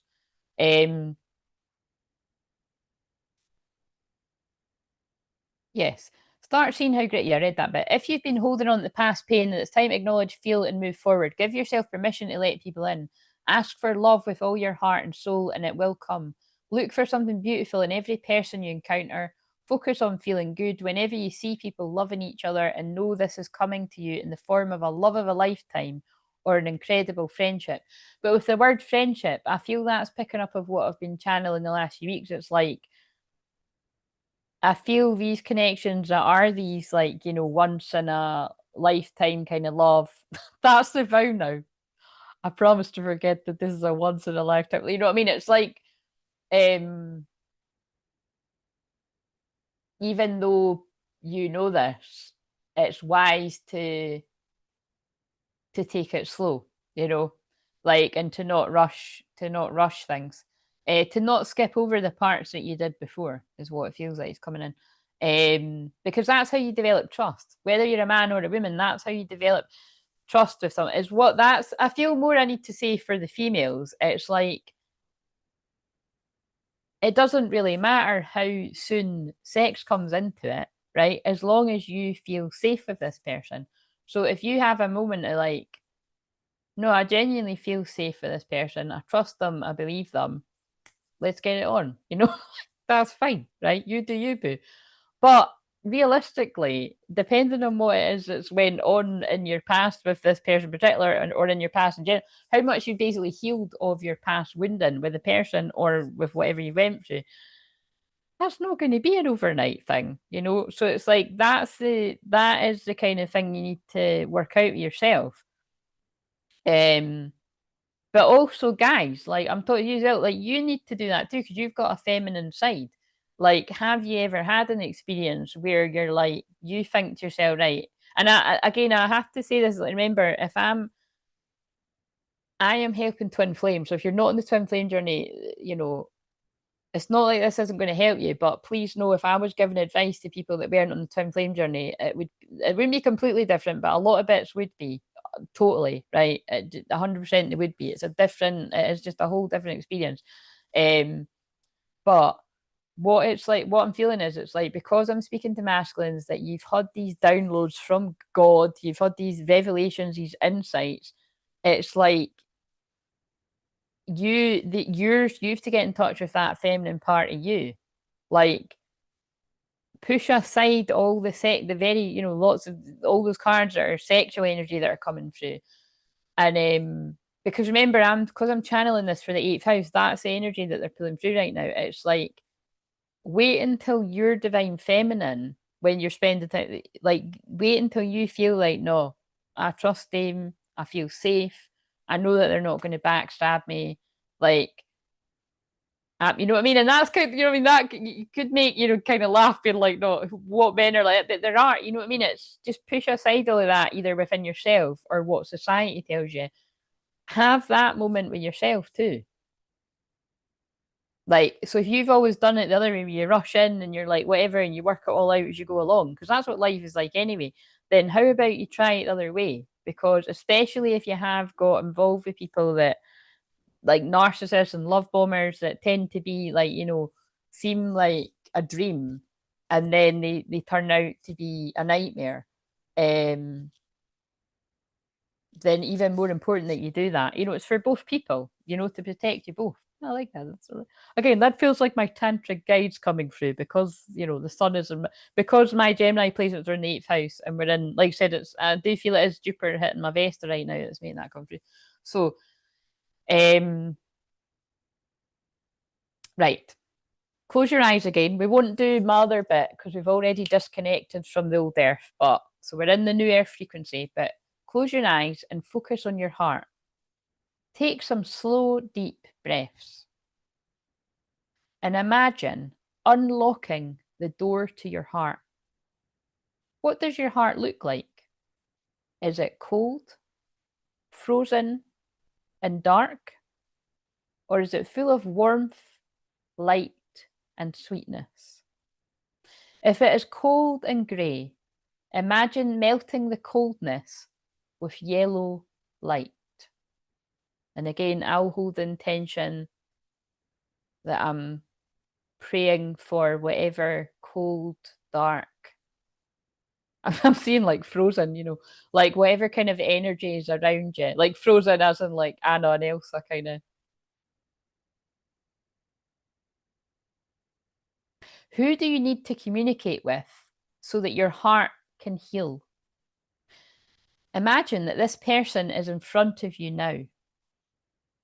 So just call on that person's higher self. Again, always with the permission of the other people involved. If that person's higher self doesn't want to come to you, they won't come. But I can guarantee you, I've been doing that this long.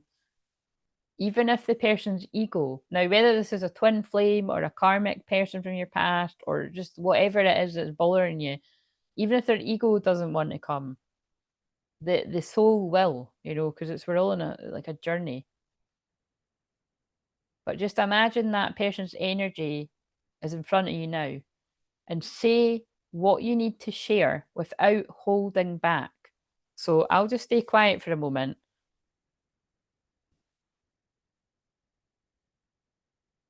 And just whoever that is that's in front of you, say what it is you need to say so that your heart can heal. And I think you might find whatever it is you say, and then whatever it is you allow the other person, whatever you sense to say back, this might then actually turn into an actual conversation not too far away. Or, it could be months down the line or whatever. But so I'll just stay quiet for a moment. So remember, this is what you're needing to say so that your heart can heal.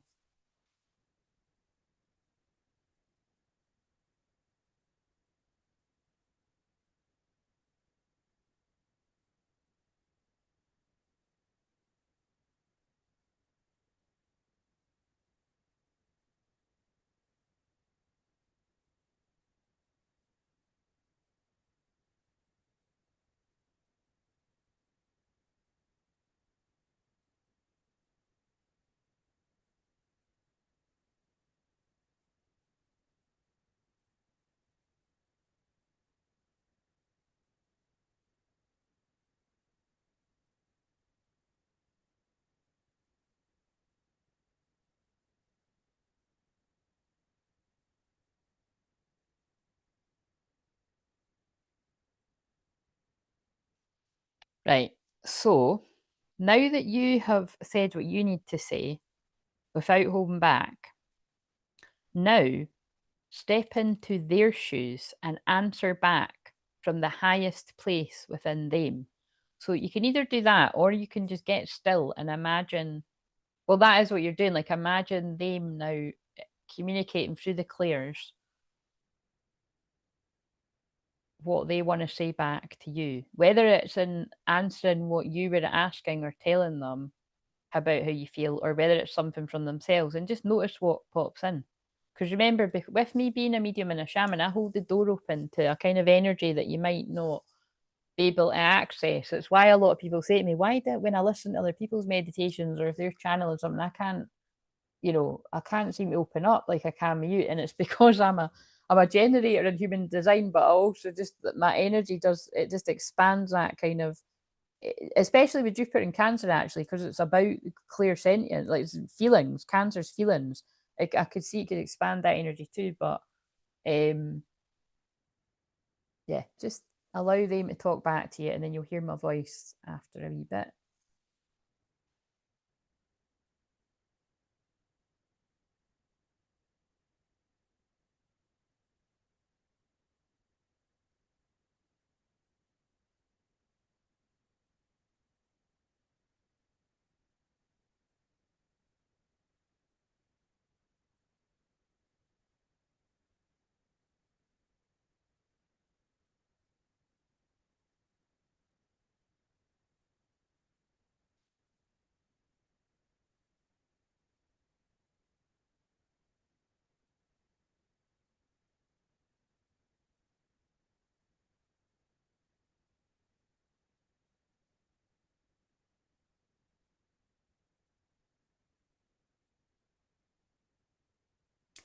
Give yourself permission to experience an open heart. Every time you want to close your heart, take some deep breaths and choose to keep it open, even if it hurts. So I feel what a lot of people are needing to hear right now as well is we've all had different experiences in love, in life, and being hurt and being betrayed. And it's about remembering that everybody has an area of their heart that is fragile. Everybody has an area of their inner child that is fragile. Everybody has ego. Even if you've went through an ego death, you're always going to meet someone in life that can trigger the parts of you to go into that part. You're like, oh, I don't really like that person brought that out of me. It's, we've all got an ability to still fall into that, and that's why self-awareness is so important. But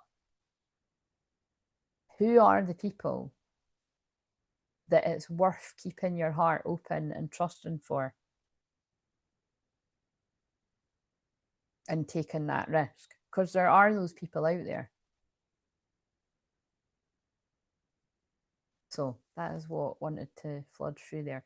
So now I'm going to count from 10 to 1. And when I get to 2, you're going to think about your eyes. And when I get to 1, you're going to open your eyes wide awake, back on this. And then I might actually go right into reading the other one. So ready to come back now. 10, 9, 8, 7, 6, 5, 4, 3, 2. Thinking about opening your eyes.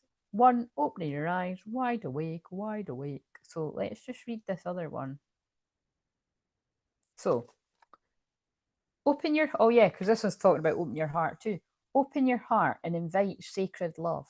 You, oh, look, guys, your soulmate, but we can change it to twin flame in this. Your soulmate twin flame is not far from you. To connect with them, you need to open your heart, call them in, and have patience. If you are not ready to accept your soulmate twin flame, I'm saying it like that, keep working on self-love. And then remember, I did get pulled to the I showed the self-love when the actual cards, but I just got pulled to self-love again when I was trying to find the page. You will be drawn to your soulmate like a magnet and feel an immense sense of familiarity. Familiarity. Familiarity. Familiarity. Very hard for me to say, but I don't give up. Never, never, never give up. Like you have known them before. Your capacity to love will increase dramatically and you will experience higher states of consciousness. No one can touch your heart in the same way that a twin flame can. It is important to note that your twin flame will not. Right, okay, this is where I can't use the word twin flame. Your soulmate will. I don't agree with this, but I'll read it. It is important to note that your soulmate will not necessarily be your partner. He or she may come in a completely different form that you've imagined, but they will offer incredible wisdom, growth, and expansion. And that's just basically, we can have scouring pad soulmates. We can have challenging friendship soulmate people. We can have basically, it's, you know, it's not, we don't want to all label this all karmic energies, but it is basically. It's however you want to see it, but it's just the only reason I don't want to label it karmic energies is because people instantly think, oh, there was somebody terrible. It doesn't need to be that way. If yours was terrible, then that's, you know, your story. But just keep that in mind. It's just something that was meant to be a part of your life, someone or an experience, but not forever. It was to teach you to learn. Yeah, to teach you to learn what you want and what you don't want. Be aware that we connect with our soulmates when we're truly ready to evolve and move to the next level of consciousness and life experience. And that's definitely true for twin flames. You know, it will only go full hog all the way in union when you're both ready for it. We attract them into your lives. We attract them into our lives when we need to open our hearts fully and learn about unconditional love. So close your eyes again if you want and connect to your heart. And imagine calling your twin flame towards you. And they might be like, oh, for fuck's sake, I just spoke to you. But you might have chose to use the last exercise with somebody else that you're having a problem with or something. But I feel a lot of you did choose your twin flame to that. So just call them forward. And you don't have to know what they look like. Just feel their openness in your heart and allow yourself to connect to their heart. Imagine that there is a gold cord attaching you to them. Beautiful loving energy flowing between you. So I want you to imagine that is like an infinity symbol of gold light, gold energy going back and forwards from you to them. And I'm putting that energy out there, praying and sending that energy. Know that you are supported and will soon meet each other in the physical reality. Now, notice how I actually said I felt that. And I hadn't read this card yet, and I forgot that said that. So again, if you're here all the time, you'll believe me. But if you're not, you might be like, right, but I didn't actually know that I was going to say that. Keep working on opening your heart and enjoying your life. So I'm going to count from 10 to 1. And when I get 2, you're going to think about your eyes. When I get to 1, you're going to open your eyes, wide awake, wide awake. So 10, 9, 8, 7, 6, 5, 4, 3, 2. Send your twin flames higher self back to their own energy. Let go of what you just done, knowing that you've put that out there. You've said something to them, which might feel like you're doing a meditation, but really it's real. You know, you are really, they will be able to feel that energy. Whether you do that with someone like myself, one-to-one, whether you take part in this, what we've done here, whether you watch one of the other lovely people on YouTube that are here to help people, or whether you choose to just sit in meditation, do that yourself. People, energy is real, telepathy is real, energy is real, but that also goes for, you know, be very mindful in the dream time that you can have energies trying to siphon your energy through sex and loving. You know what I mean? They can come to you like in any form in dreams, and it can be like psychic attacks. So I know it's a bit of a minefield, but that's why I can help you in a personal session if you want to know more about all of that. So, and they're making me home in on sex and the sacral chakra because, like I said, that's what the eighth house is. It's taboo topics that most people don't really go near, but I have to because I'm a healer and a teacher, and my North Node is in the unusual place of the eighth house in Gemini, talking about taboo topics that most people don't, like dark energies and sexual, sacred sex, and all types of sex, basically. And it's kind of like, yes. So when it arises, we have to talk about it, and I just have to navigate how I feel about that. So anyway, 2, 1. Come back if you weren't already. Right, okay, so that's the long drawn back. That was the past. So again, the fact that they've made me do that for so long means that, like, there's a lot of past energy lingering here. So I want to use these cards to ask where is this divine feminine at presently towards their masculines? All the divine feminines in that energy, where are you at towards choices? Pause before I could see if that fits with the chat that I gave. Pause before you choose. So I feel that is really picking up on when they came through, because again, I'm just being the messenger. That's what Gemini season right now. Gemini is the messenger. I'm just being the channel to pass on this message that divine feminines, like, even if you know who your divine masculine is and they, approach you, you can pause before you choose, because if you're at the part of the journey where you've done all this work on yourself, you won't need me to say that to you. You will be pausing before you choose because you probably haven't paused before you chose in the past. See how that fits? You've just dived right on in there because you're like, oh yeah, it's my twin flame. Fuck it, let's go. So, but I feel it's like you're being asked to pause before you choose to embark on this journey again in the physical. Because, like I say all the time, you can't get off the journey anyway, like not energetically. Try as people might. And people that naively think they can, oh, they will learn. And we give them our empathy, don't we? So, like, seriously, I pray for situations like that. Where's the masculine at? Now, I'm seeing in my mind's eye that card that's like, this person is sincere.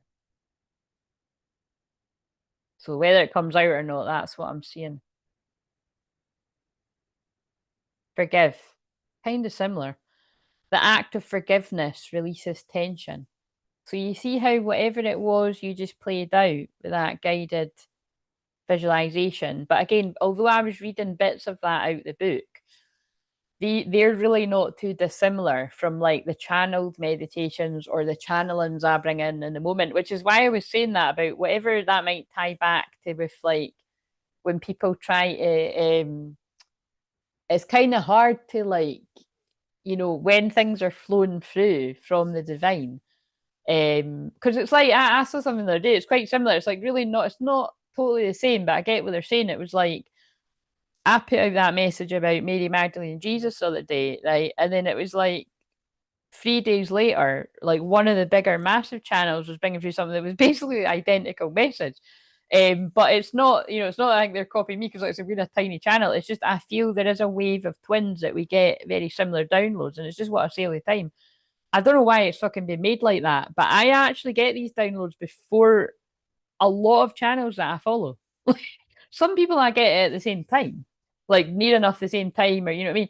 But all I know is like I can prove that because it's like I will have put it out days before, sometimes weeks before, sometimes years. Okay, and it's just it kind of blows my mind because I was like, wow, that's the exact same message that I put out like 3 days. I filmed that 3 days ago, and it's like so. But all in it, to me, I was more taking it like that is how strongly a lot of us that are very on the similar, are the ones that are guiding people are feeling Mary Magdalene and Jesus very strongly around. Um, but yeah, like I've said before, just pay attention. You'll notice it yourself if you're here all the time. You might see on if you follow a lot of twin flame people, you'll be like, "That's really interesting." Like Claire put that out a few days ago, but it's just like my video might have like fuck all views. But, so forgive. The act of forgiveness releases tension. I feel a lot of energy shifted for you taking the time to do that. So just update me in an email if anything happens, if you want to. Timing. Allow events to unfold at the correct timing. Like I said, you've put that out there now. Let go. Be present in the moment. And just pay attention when something does physically manifest a conversation. Be like, oh, that was similar to what I said. That was similar to what I said in that little meditation. Letting go. Let go. Letting go is sometimes necessarily. Yeah, necessary. You have to let go. But also the masculine, because I was asking about where's the masculine at presently. They're trusting in divine timing. and letting go of timing.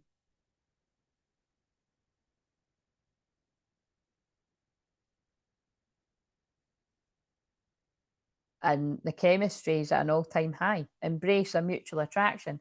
And that's what's already come through, that this group of masculines want to reciprocate now because their heart is open. When it gets to this point, if you're not there, it's like, but for most people that are going to be listening to this is where you're at. Understanding, happy couples understand each other. Wish, make a wish. Like, yeah, like that's really coming through, because it's like this masculine group are saying you are their wish fulfillment. You always have been. And they're understanding that in order to be happy together, whether you're a couple or not, because like I said, focus on the friendship, you have to be happy within yourself and free of this lingering feeling of, it just feels like a lot of you have had to shift this energy of feeling like you always have to put on a show, or you always have to be your best self, or you always have to be perfect, or you're looking for that in other people. None of that is real. Like, do you know what I mean? Like, I'm really grateful that every now and again somebody will be like, oh, your hair looks really nice, or you look hot today. Like, you know, I've got a lot of my female friends. Connor, you've said, do you know what I mean? Like, I have people go, oh, you look nice. And I'm like, oh, great, yeah. You want to fucking see me when I'm cutting about on a Monday during the day before it gets to, or like a, you know, a lot of the time a Saturday actually is my day, like when I'm cutting about like a fucking tramp, right? Basically. Do you know what I mean? Would people still be saying that? No, I don't give a shit, because I love myself unconditionally. Do you know what I mean? That's really what it's all about. And that extends to romantic love too. And I really have, it's funny because like you said, I'll use as an example, right? I've noticed with the astrology between me and my twin flame, can I just say, there's so much pressure on when I look at our placements to look good. Like, do you know what I mean? Like, whether it's me for him or him for me, it's insane. Like, just with what I know about astrology. So even just knowing that alone and saying that so that some of you know that, it's good to know it so you can be like, right, that's impossible. Do you know what I mean? So, and I feel that's why a lot, you know, if you look at how long I've been doing this, that's why. Well, it's not why, because like I said, my twin flame saw me in the morning with my fucking eyelashes stuck in my hair and my makeup all in my face, and you know, the few times he did say nice stuff to me, and it was genuine. Sometimes I didn't actually look nice, and he wasn't lying. It was just the energy. Do you know what I mean? It's like just keeping it real. But it's, you know what I mean? It's because it's like I have taken all this time to get comfortable with myself and feel good no matter what. That it's like, yeah, I can make myself look nice and I can feel good. And it's not, you know, if the person you love thinks you look good too, then obviously that's always great. But, and because that's what matters to me more. And that's why I came off Facebook and Instagram and all that. Because, like I said, I noticed that a long time ago, whether it was with myself or my friends that were all very good looking, you know, it's like, who cares if all these other people think you look good, when really you're only bothered about one person really wanting you to feel that way? It's like, because, you know what I mean, there's just so much jealousy and everything like that. It's all shite. It's all bullshit. Like, you know what I mean? There's so many people that are aesthetically good looking, but they're miserable people. And if you want to see examples of it, tune in 9 o'clock. I think it's ITVB to Love Island. I'm not advertising it, but I will talk about it a lot for the foreseeable because I fucking love it. And that's why, yes, Connor, I am doing Mediumship Monday. I am going to just come off of this and jump back on so that I can watch, because I was thinking I was going to see how the energy was, but I think I'll finish this and I was maybe going to have my tea and then, but I think fuck that. I think I'm just going to finish this. I'll have a wee cup of tea and just chat before it, and then I'll just do Mediumship Monday, and then I'll get off because I want to watch Love Island. I can always just watch it on record, but that's kind of how I'm feeling today. But do you know what I'm saying? It's that's good to know about astrology. You know, like I said, like I just it's and like I said, I would tell you your specifics of what ones that was, but it's because I can't. There's so many with me, and again, remember, the fascinating thing is I don't know my twin flames chart. I just know from when he was born, and I know where the planets where the house. That'll be fascinating. Like I always said, if I have actually, it's not guessed. I feel I've intuited. It's God's really anyway. you better come with the details that I need. That's I feel like, yeah. Tell me the truth, whatever. What time are you born? I need to know this shit, right? It's like, but there's a meme like that. It's hilarious. But you know what I'm saying? It's like that is what I know. There's like an intense chemistry and attraction. Oh, I thought still holding chemistry that is all that, you know what I mean. But that can also put a bit of pressure on, that you feel like you always have to be like your Saturday night self or something, like looking your best. So, and I'm just telling you right now, that's I've not got the energy to fucking maintain that shit. Do you know what I'm saying? So if you feel so, you know what I mean. Whoever else might resonate with that for your journey, you've got to, be comfortable with whether you're a man or a woman. I think it's, to be honest, I think it's not very fair, because I think guys look even hotter, when they're all the next day waking up. And it's just, I don't know. They look cute. It's not the same for a woman, but maybe guys feel differently. I don't know. I'm just saying out loud all these overthinking thoughts that men and women have. Right. So, um, I've got so lost in the sauce of what I was doing. Right. So, um, powerful stuff. Thank you. You're very welcome. I'm glad someone's. I don't know if this is just me and you, Connor, doing this. It says 3 people are watching, but I'll probably come off, and it might be one of these days where it's like 200 people were tuning in. I'm like, what? Just fucking lies. So I just go with the flow. So, you'd be a good marriage counsellor. Well, thank you very much. When I was doing my counselling training, there was a guy from America that came that was a couples counsellor, and he was selling his book, and nobody bought it. Like, I think it was only me that bought it. I don't know, maybe somebody else bought it, but I didn't happen to see. But I bought it. Of course, I done the usual. I bought it and I didn't even read it. But it's like, I think I would quite like to read it now. You know what I mean? Like, because I just can feel me attracting a lot of people. But yeah, I've always been able to help people that are having problems with their boyfriends in my personal life, and, or husbands, or like, or just in general. And then it just, really fit in how I help people professionally. But it's because I'm fair, like I'm really fair. Like I said at the start, I'm not going to fucking tell you everything that's happened on my Twinflame journey, and I don't even fucking know the fucking missing details of it. But anyway, the point is it's like, all I know is just it. By the time it takes 2 Twinflames to actually talk and just clear just like talk about everything, it takes a lot of courage for both people to do that. But I'd say more the masculine in this case. Um, so go the masculine. You know what I mean? Support prayers for the masculine, and the feminine, obviously. But you'll be the best looking tramp in the capital. Your energy can't be diminished. Thank you. I will take it. I will take it, young sir. I will take it. But I get you. A lot of the superficial stuff about looks is so annoying. Like you say, good looking people who are miserable, what's the point? Exactly. And I mean, it's like Love Island. Because, like I said, on Love Island, just look at them. It's 555, big changes. Look at them. I mean, look at the amount of people on that historically. It's not going to be any different, is it? We're going to be looking at fucking early 20s, mid 20s people that have got a face full of Botox that didn't fucking need it. And it's heartbreaking, because it's like they're going to look like shit even never mind 10 years from now, 5 years from now. Their face is going to be mangled. What's the point? You know what I mean? Whereas I just personally, and again, like I'm allowed to say that. This is just me, right? Like, I would rather just accept that it's like, yeah, I think that's really fucking unfair that I've got like wrinkles on my, like, I always say that I've got like a deep wrinkle on my forehead. And I'm like, I think it's just because I'm not very good at putting my sunglasses on when it's sunny. And I just go like that. And then it's like, whoever I'm with will be like, put your sunglasses on. And I just done that for so long. And also I'm just really expressive. But for whatever reason, I just don't it. I'm like, oh, whatever. You know what I mean? It's, you are who you are.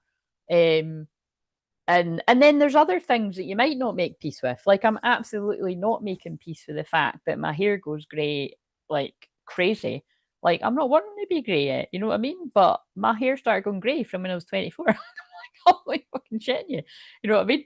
So, but see me, you don't need to completely embrace, all natural, but you don't also need to go down the route of that, because that's just, if you're trying to make yourself look better for all of that, it's never going to be real. And that's what that card's about. Sheds light on the potential wealth within you that can never be stolen. Like, get in touch with that inner core, and you'll be so much more comfortable. Like, grace. There's a card deck that's I pulled it up recently. It said, "Oh my god, shit, that might be the one for today." It was either the shorts for Sunday or Monday had gracefully aging in it. You know what I mean? So there's something about gracefully aging, accepting gracefully aging coming into this too. Very interesting. Right. Nose is getting very itchy, so the loved ones of spirit are definitely around. Right, so where will we go now? But yeah, what I think I'm going to do is I was just going to feel in the energy, right? And I was going to just do this because I knew it'd be a while. And then, my God, have I been? No, I've not been doing it 3 hours, have I? Because I started at 3:30, but I must have been doing it about 2.5 hours. If I'm, that's weird. But um, yeah, I think if I went off and had my tea, I wouldn't want to come back. So I think that makes more sense. Although I'm quite a creature of habit, and I don't usually like to start mediumship Monday until 7:30 at the earliest. I'm going to make an exception. And I'm just going to, again, I could quite easily be still doing this for another hour. I'm not clock watching that too much because it really doesn't matter. It's about the energy. And I'm somebody that can hold a lot of energy. So let's just see how we go. I'll just find I guess they're just making it up to you that I didn't, that I shortchanged the Scorpio 8th house. Now we're going overboard with you've got two. Right, so let's use a deck where why are they pulling me to right? So my eyes have been pulled to karmic friends, but will be fair and shuffle it. But they did. Now I've mixed these two decks up together, but I just don't think we could do this without shuffling the. Oh my god, look. It's like a fucking super duper. Oh no. I do that with loads of my cards, but with that deck, I think I'll need to separate them into because it's like I think I'll need to separate them. I felt it when I said it. I wondered when I mentioned Wicker Park. I think there has been karmic friends that have caused a separation. It was just the way I said that because there's practically there is too many, but yeah. However that comes into it. Can't fully trust them. Tension, secret competition. Keep your friends close and your enemies closer. Don't keep your enemies closer. Get far away from them. I hate that saying. Why would you? That's just fuck that. I said, Connor, I said, remember, it wasn't exactly that, but I said something similar to you when I spoke to you, didn't I?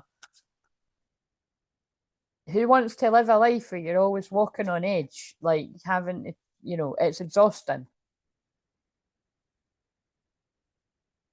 I'm always very discerning of everyone, but I love that I've not got anyone in my close vicinity anymore that I'm like wondering about. You know what I mean?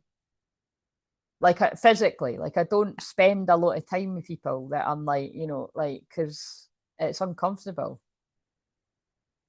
But I know that some of you might have to. But right, so I'm asking, what is something that what was an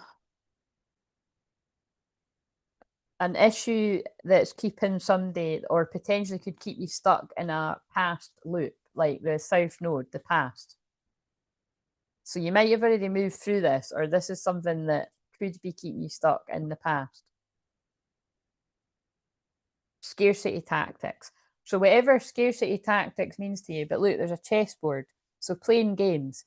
So if you are tempted to like play mind games, or so if we're talking about a divine feminine, this could be like, you could cut your nose off, spite your face. Like you could be like, well, you've taken too long, I don't want to be with you anymore. When let's just call a spade a spade, that's not going to be the truth. If you're on the twin flame journey, you're divine feminine, that's talking absolute bullshit. And there's loads of people out there on this journey that actually do talk bullshit. They'll disguise it, but it'll be like, yeah, they've taken too long. I'm not interested. I'm calling in a higher level soulmate. I'm not one of those divine feminines, as you can tell, but I'm also not a fucking pushover. Do you know what I mean? I'm also not going to like give my twin flame like a really, really hard time either. If he chooses with his own free will to come and talk to me, like I've said, I would more just be very proud of them and shocked whenever it happens. Well, no, I don't know. Yeah, no, like I would be. Whenever that happens, I would be. I'm sure it will happen whenever I'm meant to be divinely shocked. But the point is like, um, I've just like, yeah, I've let go and just I do my thing and whatever. And I do feel that moment will come at some point. And like I said, sooner rather than later, I hope, because it's just horrible being in a state of limbo. But yeah, don't be a divine feminine that is, putting out one thing that you want, and then when it actually comes in front of you saying that you don't want it, which is not the same as still having boundaries and wanting to get to slowly know something again. That would be the sensible thing to do. And that's only for people where that's even not, where it's physically happening. If there's not happening, that's not for you. Masculine, don't be tempted to play games. There's a chessboard. Don't be tempted to play mind games. Again, don't act like you don't feel as strongly as you do when you do, but especially not divine feminines, because that's just going to confuse them. And again, because they always make me do this in Scorpio, I have been saying that for the years now that I've been doing this, that I love my twin flame to bits, but I don't want to see him or hear from him if he's going to be like that with me, basically. But I do want to see him and I do want to hear from him. You see what I mean? Both are true. I do want to see him and I want to hear from him, but only if he's going to be honest. But I know that that'll take him a lot. But I believe he can do it. So if it meant that I was going to need to wait years, well, so be it. But let's hope that, we're closer to a conversation rather than not. But because I just think, what's the point? What is the fucking point otherwise? But some people sadly would. They might not have done the work, and they'd be like, oh, any little bit of them I can take just to see. No, I've got enough memories that can last me. You know what I mean? Until then, so you can sow his wild oats and whatever the fuck it is he's doing out there. But I'm joking. It's working through a lot of stuff. So you know what I'm saying, right? So what else might keep people stuck in a karmic loop? No facts. Never has the facts. Make shit up. Lies. Listening to liars. Gossips. Troublemakers. Karmic friends. It already just came out. Don't let that stuff keep you in the past. These people didn't want to see you happy for whatever reason. On both sides. Travel. No idea what that means. Travel in reverse. Travel in reverse.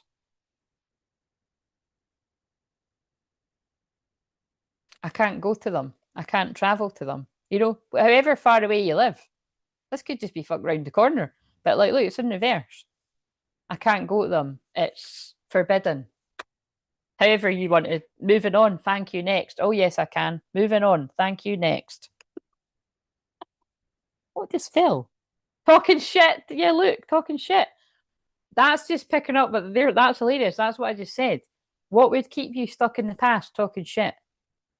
So whether you're a feminine or a masculine, male or female, don't talk shit and keep yourself stuck in the past out of fear. Because that's why people go into that automatic bullshitting out of fear. Don't do that. Just be brave and tell the truth. Love it. Boom, drop the tiny mic. Are you working? You are.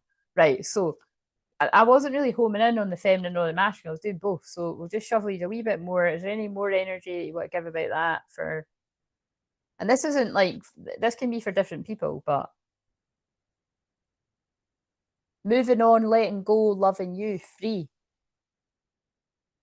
That's where I feel a lot of you're at. Getting your ducks in a row, because there was ducks. Right, what is this? There's that card. Picking up on that. And where was it? The other one. Look. Steals your ideas, copies your work, duplicates, feeds off you. There's a lot in that card. It's all the stuff that I brought through. I do feel there are a few other, whether you want to call it creators, influencers, YouTubers, other social medias. There's people that could be lifting some of your stuff and putting it out as their own. And I just pray that whoever is doing that to anyone, that justice prevails there. And it's a bad, slippery slope to walk down. You know, if you're not doing your own original work, it's embarrassing for a start. But it's kind of like it's not, it's built on a faulty foundation. And yeah, like I said, I suspect a lot of these people with like kind of things that are private, other people can't see, are doing stuff like that. So because they don't get they don't get the real downloads. They'll get the bits and bobs. They don't get it all, so they have to. And then it's like, you know, they have to hide it away because it would be. Yeah. So it's not. I don't. Again, I don't know exactly what that's about, but I feel it. I've sensed it before. So, but this can also be feeds off you. That can be the karmic energies that feed through the masculine, through these connections, and they try to be like an energy. Look, they try to be like the feminine to keep the masculine. I feel that ties back to, let's just ask. So who I've I've got an idea what cards might pop out. There's Jezebel and there's like, let's just see. Moving on, letting go, loving you, free. They're not saying, but I was seeing cards in my mind's eye. The masculines are moving on from people like that. Romantic love affair, sex fix, secret lover. Round and round cycles, triggers, lessons. There's something with that, you know, like I feel it's somebody watching this. I feel somebody that was watching the feminine, copying the feminine, trying to be like the feminine, has like seduced a masculine or tried to, but the masculine's now ignoring them, and they were a karmic lesson. The masculine's fake busy, and they're bumping heads, seeing the true colours. Same shit, different day. Workplace affair, wherever that fits in. Workplace affair, it's got to be relevant for someone. You know, it's but remember, this is where if you were stuck in the past, so give him money, Jezebel, money grabbers that are blocked now. Bad karma. They're receiving bad karma, but I think they're also saying the masculine receive bad karma. And look, you see there's a fly. See, that's a monitoring spirit. Like flies are monitoring spirits to me, and I was getting guided to the flies, and look, and it's right around my face. See, you can't see, it's the tiniest little fly. It's like it's fucked off now, but that's what I mean. It's like a karmic energy wouldn't fuck off from around a masculine. Love child, oh my god. And it's still, so again, you know what I mean? Like that's very specific, but it is Scorpio that I'm doing this for. That could be like a karmic energy that is like tried their hardest to keep somebody stuck. Look, blocked, moving on, but the masculines thank you next. So however that all comes into it. And then I pulled out one of the cards. I'm not showing that. There's endings, happiness here. Yeah. There's endings there. However, spiritual gifts. The masculines coming in, their spiritual gifts. Divine masculine, yeah. I said the masculines coming in, their spiritual gifts before I pulled that card. But there's people that were very controlling, that are hooked on getting that energy. Forces things on you, forces their way in, uses force to get what they want. Toxic, controlling energies. Again, although those cards are really harsh, I just think that's women that chase men as well. You know what I mean? Like, so that doesn't even need to be like really serious relationships. Like the secret fixed lover thing, I think that can even just be flings where somebody's like, oh, you know, this is nothing, you know, and it's like before you know it, it's like there was a lot more in it than something. Yeah, it feels like Wicker Park. If you've watch Wicker Park, if you haven't seen it, and you'll get what I mean. It's like a psychological head fuck where a friend fucks it all up for the two that are in love because she wanted them for herself. So it's a bit like you could go even darker, like single white female and all that as well. There's loads of films, you know what I mean. But it doesn't need to be specific, but it could be because it's Scorpio. So right, particularly if there was like an obsession with, that's what it feels like, an obsession with the feminine. And that's what I mean. Some people that have got an obsession with someone, to get at them could like go after anything that you like, you know what I mean? So it's yeah, total head fuck dark shit. Right. So anyway, let's focus on the North Node. So where is the masculine at now? What would help the masculine get out of their comfort zone? What would these masculines want to say? Or what are they going to say? Well, look what I just said. I let people manipulate me into ghosting you. Quite similar to what I was picking up on there. It's like karmic friends, karmic lovers, people that could have even been a karmic friend that turns into a lover, all these kind of things, or like, you know, people that were able easily get into your head, manipulated you into turning your back on the divine feminine. Let me message you.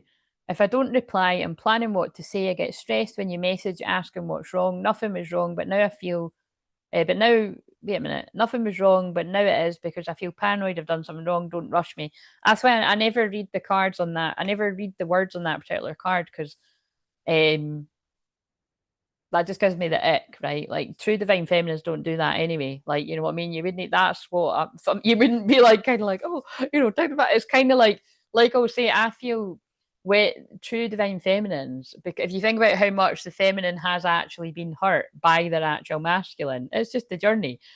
It's going to be the other way around. You know, the masculine is going to have to be the pursuer. They're going to have to message and call and show up and prove that what they're saying is actually true with their actions. So I don't think that's but I feel that this is just basically saying, let me message you.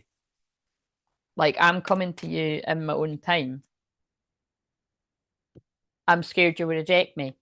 But I was kind of, it's quite funny. I was kind of feeling, I feel, you know, at some point, this group of masculines, like they wanted you to reach out to them so that they didn't have to face the rejection.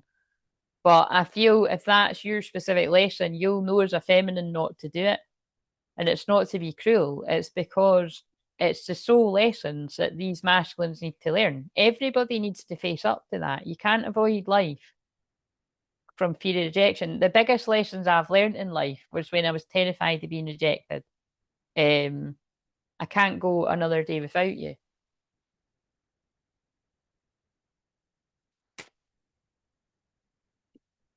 I keep hoping to bump into you everywhere I go. Another card I don't resonate with, but I've been working on myself. So yeah, however that fits, I don't want to be toxic anymore. It's like the main card that's sticking out to me is I let people manipulate me into ghosting you. It's like I'm waking up. I'm realizing, you know, that was the thumbnail. It's like I'm realizing that what's happened here. I've been learning a lot about spirituality, but to me, that again is like I'm waking up. I'm connecting to my God self, my higher self, my guides, angels, ancestors. I'm so tired of sabotaging this connection. That's the card that always reminds me of um, It's Just Us, James Arthur, because of the lines in the song that's something similar. Uh, I'm I'm so tired of running, tired of letting you down, tired of letting you in on the lies, and I keep it's something like that. I can't sing that, but I do love everything he does. I can feel you pulling away. Have you moved on? I don't want this to be over with us. So there's a lot of cards about I don't want this to be over with us. And because we like to see if similar cards come out, let's get one out of this deck. Present, again, this is present energy, or is what would help you get out your comfort zone as the masculine. But it can still be past, present, future. Nervous, but nervous was in reverse, and it's got a hot air balloon on it. So the hot air balloon to me is a sign of ascension. And this is so funny. I wondered if this was going to come into it. Last night I watched Grease, followed by Dirty Dancing, and I thought these are like my two childhood favourites. But I felt it was like, you know, they were wanting me to be like in a high energy, a high frequency, just like happy, and which is hard to do in a Scorpio moon. But I was genuinely quite happy and calm in that anyway. But like, um, yeah, there's it always just to me when they fly off in the car together, away from everyone else, is quite a good point too. Because you know that's their friends and stuff, but they fly away into the sky. It's like ascension. It's like symbolic of the only way these two people are going to be able to grow to their full extent of to reach their potential is to fly away from people that could keep them small. That's how I'm kind of. I know that's quite deep for their degree, but I always kind of get it like that. So however that means, it doesn't mean literally. I don't know, but obviously not fly away, but that could be like moving away from the people that held you back. You make me nervous. Even just thinking about you, I get nervous. I'm not sure what to say or how to act around you, but because it came out in the verse, I feel this is either a group of people that have worked on that or they've worked on it enough to be like, I'm still nervous, but I'm doing it anyway because I'm always going to be nervous. It's simple, really. How do I feel? I want you, us forever. Oh my God. That's kind of giving me chills because that came out, it's in the community tab because I pulled it a few times and I posted it. But also, that is like that song. It's just us from here on out. And it's also like what I just said about the Greece thing. Take it if it resonates. My fantasy. You're my fantasy. I have pictures and videos of you and use them. Dot dot. For inspiration.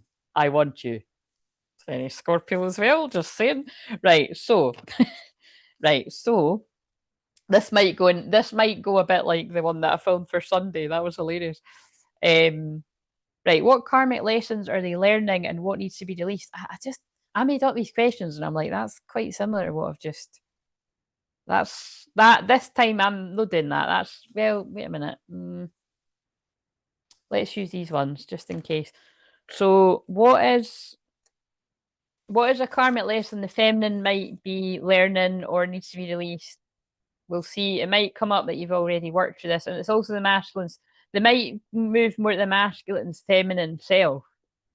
Because masculines are really working on their feminine, so that would make sense to me. But we'll just see. I'm just passing the message. Right, how interesting. Yeah, look, again, they're waking up. Beyond delusion, change your perception. And I love that it's in reverse. Emotionally, I'm just, the feminines have always been able to see what the illusions were. Okay, so that's what I felt for I pulled the card. The masculine, and maybe again, there might be some things that you're like, that are even a shock to you. But I feel for the most part, you've had quite a good sense. A high priestess knows, you know what I mean? You've had a good sense of what's been going on. You just haven't got the actual answer yet, which I feel are coming to you. Or some of you might have. But it's like the masculine is seeing beyond the illusion, changing their perception. They've caught up to you. That's what I'm getting from it. That's the karmic lesson is they've learned the lesson and they're out of it. And even if they're nervous, they're going to take the action. I'm fucking loving this, by the way. And can I just say, it's very Sag Moon because we are in Sag Moon now. It's very much like King of Wands. I feel passionate about this person. I'm not going to let anything get in my way and I'm going to take the action and I'm going to be optimistic. Enter your vortex, aligning with infinite abundance. And that's kind of like what I was channeling, you know what I mean? It's like the masculine is being guided to align with their infinite abundance, which is so like this sheds light on the potential wealth within you that can never be stolen. The feminine has shed light on the masculine's inner wealth, their inner abundance. The feminine has taught the masculine, you want to make real money, you want to actually build a legacy, you're looking in the wrong place. You know what I mean? You might have money now, but it's nowhere near as the amount of abundance and, yeah, the bits of paper, the money that we use in the world that we live in just now that's crumbling. Oh, it's crumbling. And what have I been channeling for 10 years now? The old earth is crumbling, the new earth is being born. So much so that some of us, like myself and some of you, I've been anchoring in these higher frequencies of the new earth for years now. And that's why I've been in this kind of quite a lonely place. I find some people dotted about online that I connect with, but even at that, like I said, it's like in my actual physical reality, I only ever bond with like one or two people. And then in a group of people, it's like, oh, the rest of the people won't like me. And I've not done anything to deserve that. It's usually because they can feel how empowered I am. And then, it's why a lot of the time, yeah, like I used to do this quite a lot. Obviously, I can't really do it as much now, but like, well, I can in other ways. Like, I don't tell people what I do, because I want them to like me for me. And it's a little bit like, although I'm channeling that about my gifts, I could feel that, like, when people have got money as well. Like, it's like, when you see these programs where it's like, I wanted somebody to like me for me rather than what I had. And it's kind of like that with me, although it's no, trust me, it's not about my money. It's about my gifts, because my gifts can make people money. My energy changes people's frequency. So it's like that kind of currency is a lot more expensive. The Empress energy is a lot more expensive than somebody who's got a lot of money. Do you know what I mean? And that's what I mean when you've got your third eye open. Like, I've met other healers that have been like, whoa, like, you're so fully embodied. It's like overwhelming. You know what I mean? Because I just so go with the flow and I trust. And when, yeah, either the money's coming in and great and I'm grateful and I trust, and when the money's not flowing so well, I'm just grateful that I've got the money to cover stuff and know that it'll be coming. Like, I just trust. And just so many people haven't got that trust, and a lot of people can get even jealous at that. But yeah, I really do feel this masculine is aligning with abundance and realizing that their abundance and the potential to leave a legacy is with the feminine. Oh my God, this is beautiful what's coming through. Right, so um shadow work. Let's see. What do I use for that? Let's go with some darker cards. Let's go, well, not dark. This is kind of like things to do with trauma and healing. There's little cards like that deck that are all, wait a minute, half the fucking deck wasn't in there. Jeez. Wait a minute. Let's put them back and shuffle, because half them weren't in it. What wants to creep in?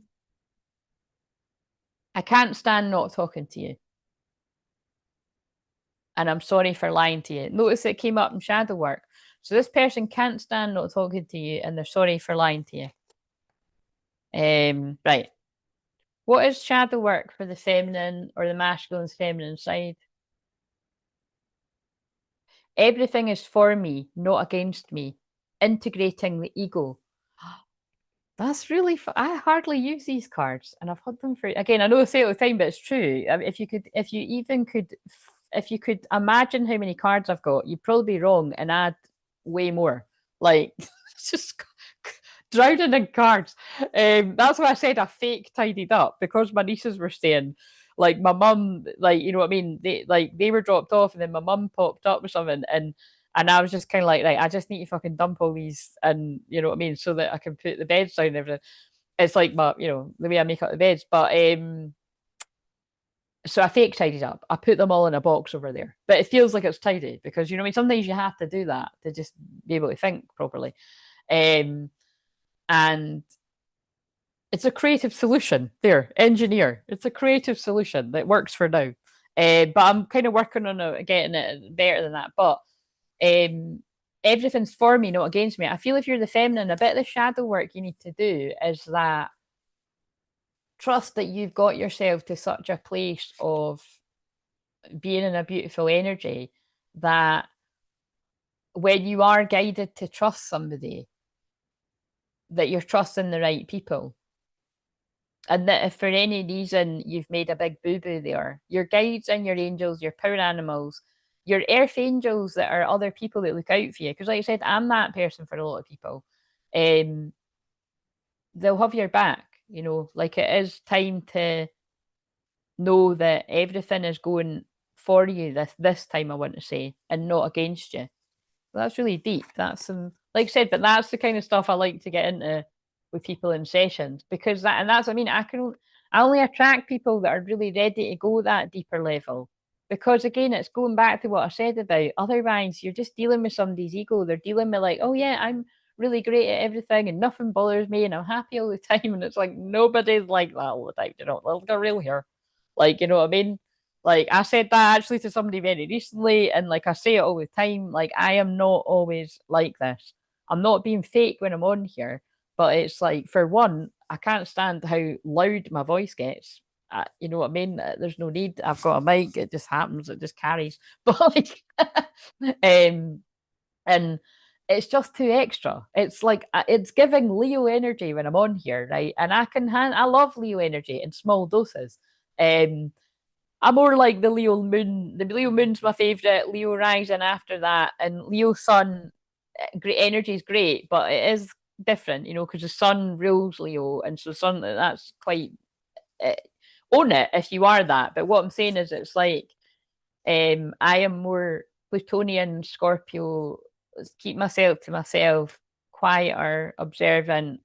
You know what I mean? Like it's just I know myself very well, and unfortunately, when I do trust wider groups of people, whether it's online or offline, it's always the same pattern. So you see what I mean? I can see how, and you could be like, oh well, that's me not taking on the lesson of that card, but it's it's not. Again, I feel as if you do resonate with being either like part of the 144,000, or like I said, because I've got a yod in my chart too, which is really rare.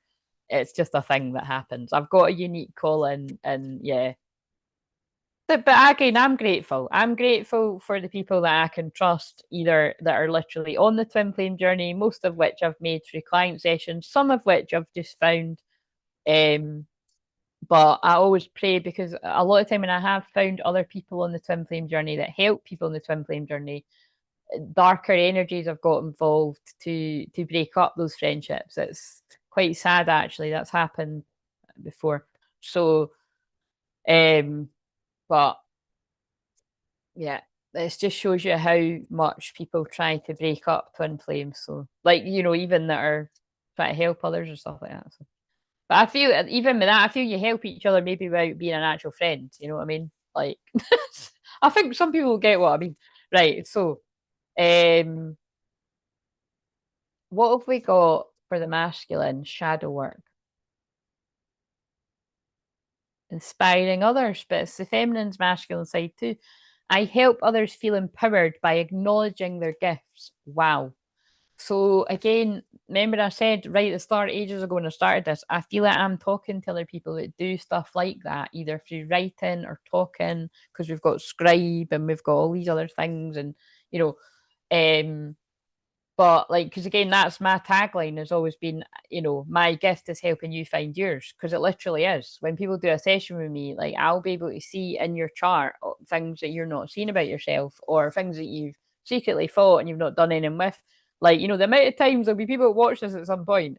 I've had a session with someone like years ago, and I've had a vision that, oh yeah, like I feel you're going to take that experience and help people that went through the same.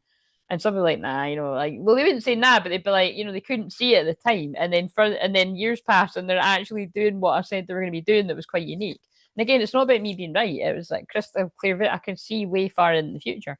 Right. So I'm going to speed this up because no wonder my voice is getting a bit raw. But raw words might be coming. Right. What would help inner union right now? I want to use these cards again. So, what would help inner union for the divine feminine, or the masculine feminine? It's like, oh, that card just leapt out. So, dark night, the soul, and reverse surrender. So, I feel for feminines, divine feminine or masculine, uh, divine feminine, male or female. If you're the divine feminine, you've already went through a dark night of soul. If you're watching this and you haven't, I'm not sure the rest is going to make sense, unless there's something further down the line. But I more feel it's about surrender. You've got to surrender right now. You're in Empress mode, you're in slow down mode, you're in receiving mode. That's where us divine feminines are. It doesn't mean that you don't do anything, you know what I mean? Like you said, I'm still doing my work, but I have my client work has massively slowed down, and I trust that is for a reason. But notice that they've got me to be putting out more of my group stuff. So it might just be their transition me into that. But also I've been being called to work with people in person, like not on the internet, which makes me uncomfortable, but I'm trusting that too. So it's like I'm feeling into what it means for me. I don't need to know right now, but I've got an idea. So but I feel this is the masculine coming out the dark night of soul. Now notice if you've seen what I posted on Saturday, that was what when my nieces arrived, because I was sorting out the cards, like there was they were handing me cards. I think these were the two I happened to pull myself, but all the other cards they kept picking them up and handing me them, and it was hilarious because every card they passed me, like I could feel what the message was when they were giving me it. And like I said, go and look. I'll put that below, but in the community tab, it's the Fool card, and the Fool is heading straight for the Queen of Wands. So somebody's taken a leap of faith to a passionate woman. Change it to whatever gender you want, but it's like you can see the man is heading for the Queen. So masculine because they're releasing their lower self. What would help divine masculine with inner union? Releasing your lower self, masculine twin. Hilarious. Absolutely fucking hilarious. Well, again, I would say that this group of masculines, you've already done that, or you're in the process of doing it. And like I said, well done, because it takes courage. Healing, and then look, isn't it funny that the question is what would help inner union, right? Healing, separation, go within. Keep going within. And if you can't find healers and teachers and mentors that you trust, go to God. That's what I do most of the time. Not all of the time. I'm very blessed that I've found some people online that I trust them, and I would allow somebody to tap into my energy. There's literally I can count on one hand, and I could even go like that. I can even go like that. I don't let people tap into my energy really. Like there's not many people. I just don't. Um, so and you should that so that that's what you should be like when if you've gotten to this point. Um, so we've got the strength card again. I feel this is the ego death. The masculine's been going through the dark night. So I feel you've literally had to energetically wrestle this person's ego. But again, to humble you, divine feminine, you should know what that's all about, because if that's your true twin flame, you will have went through a rough dark night of the soul when you had to wrestle your own ego like that. Because you're the same energy. But yes, she's wrestling a boar. So it's quite funny because like I found notes, wait a minute, it's in here. Specifically about the boar. This is notes I made years ago. I know it's some here somewhere because I just saw it. But the boar is a very strong energy as a here.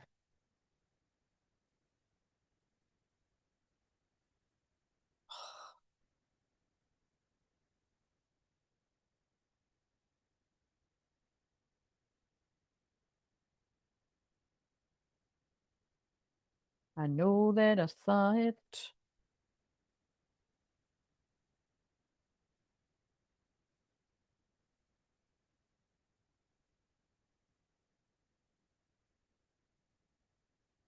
There. Here it is. Helps ground high energy when working with psychological disorders in people. Ungrounded, crazy energy. So, yeah, you know what I mean? It's like, it feels like that is coming. So maybe when this person made this deck of cards, they knew that, but it feels like that's coming in because it's like, it feels like through somebody's dark night of the soul and ego death, while you've been releasing the parts, basically the unhealed parts of your shadow, you could have been in a lot of psychological distress. Because again, remember, dark night of the soul, spiritual awakening, people, it can look like you're going crazy. Like people can actually, so you've got to be basically, it brings it back to the Kundalini energy. If that all happens really pretty quickly, you've got to ground your energy, because like I said, that did happen to me. I say all the time, I make a joke about it, but I'm not fucking joking. Like that shit happened so suddenly to me, and I was so oh, okay, it's just hard to even put into words. Like obviously I was very down, but I was very numb and I was very stuck. And I had actual reasons to be dwelling on things not going right for me. Like fucking take your pick. I had millions of reasons. But um thank God for my guides and my spirit peeps and my team and my loved ones in spirit that like really navigate, like, you know, and it, like I said, yes, there were other healers and stuff around me, but a lot of them couldn't help me through it because they hadn't went through that process themselves. So that was again quite lonely, because could you imagine like some, you know what I mean? Yeah, there were some that had, but yeah, you know, because I'll be sitting here all day. It's just basically the point is, even if somebody had went through that process, which there weren't many, no one had went through it the way that I was getting it, and I got it bad. That's what I'm saying. Like, so even when people had went through that experience, the guidance basically was,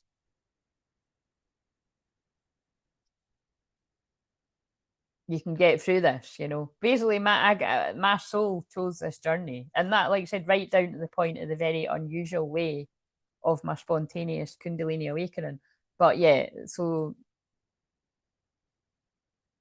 but you can feel like you're going crazy. But there was this article. I'm not going to be able to find it now, but I used to share it like every year on Facebook for like years on end, and it was about how, isn't it a shame that the Western society, when somebody's being birthed into a healer through a spiritual awakening, we treat them like they're going crazy and we put them in a mental hospital. Like, to be blunt, that's what the article said. So, and like that's why I always say, like, it's like thank God my family did actually support me with the changes I was going through, because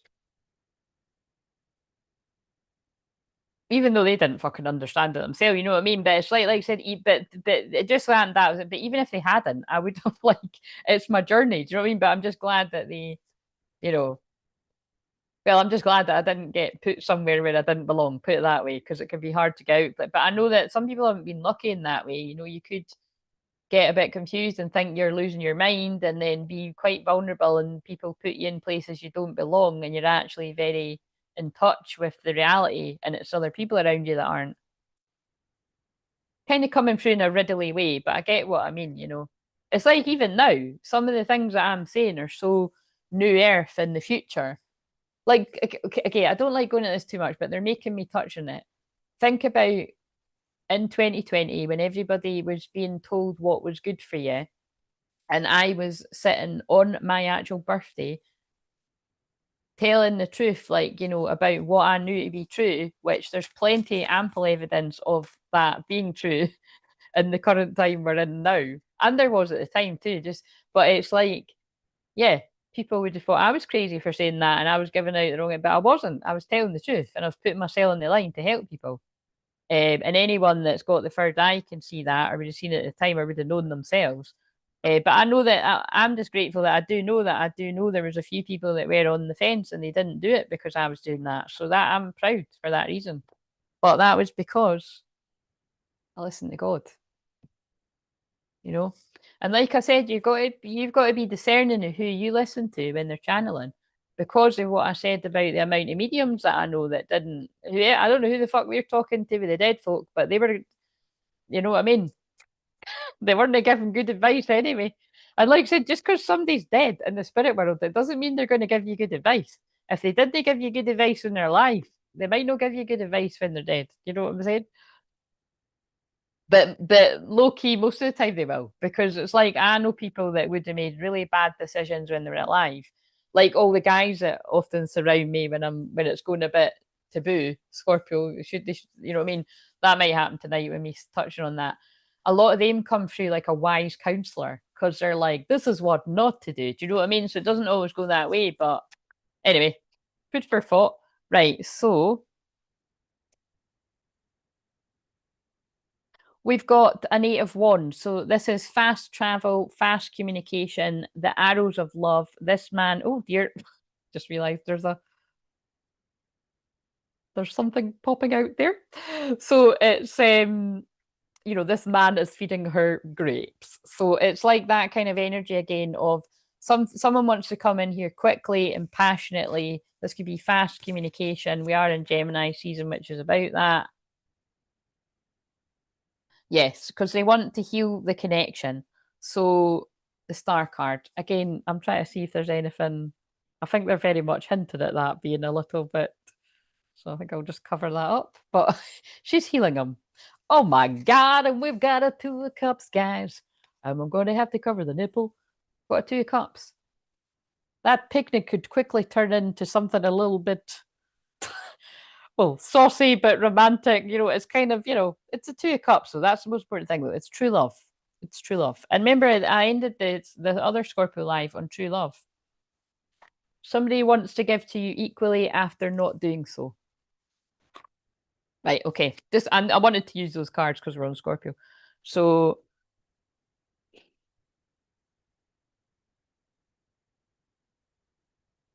Right. Possible soul retrievals. Uh,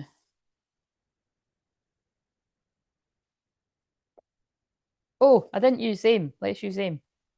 The blocking cards. I usually like to. Right. So let's use the blocking cards for the soul retrieval. So, oh, really? Oh, I will need to have a break then. 10%. How did that happen? I suppose I have been on for ages. So, right. I'm going to have to speed this bit up. A possible soul retrieval that someone might need with myself or something that you need to get from someone. Let's just see. Rushing. Ah, no, I have to rush this. You can hurry, love. The right one is coming in perfect divine timing. So again, you need a soul retrieval to trust that everything is happening the way it's meant to. Perhaps you can't be together yet with your person because there's some sort of karmic lessons that both need to play out on either side. In truth, that's the case for everyone. But it does just help to have a session with someone like myself that's got all the different skills and the experience to support you with just understanding in that when you're on your worst days, or anyone you resonate with. And that leapt out again out of all those cards. So basically a couple of people need help with that. And then this is the main message that's come through. Somebody needs a session to integrate their shadow because you're not being you. You're trying to project a perfect image, but it's not really you. Be yourself. Holy shit! And look, my nose is getting so itchy. That's the loved ones really gathering in. That. Although this has been very long, that was the message, wasn't it? That you can't maintain that self that you're wanting to. It's exhausting. It's tiring, and it's not real. Um, Let people love you as you are. Hard to get. Oh God, this one always comes out. Hard to get. You're missing opportunities by playing too hard to get. Give someone a chance. And again, that's people that are masking fear of really being seen. Because if you keep running, you're not, you don't give somebody a chance to catch you. Love it. That's all stuff specifically that people need a soul retrieval for. So like, and when I worded that, it's like meant to be like because everything I do is soul retrieval. So it's if you resonate, that's what I can help you with. Right, what do we need to know about the future of the people that connected with this? And so what I'm going to do is I'm not going to come off and jump right because the laptop needs to charge, but I won't let it charge that long. I will just go away and make my tea. I mean, it's 7:15 right now, so I think I might. That's what I think. I think that's what I was going to do. That's what I thought I was going to do anyway.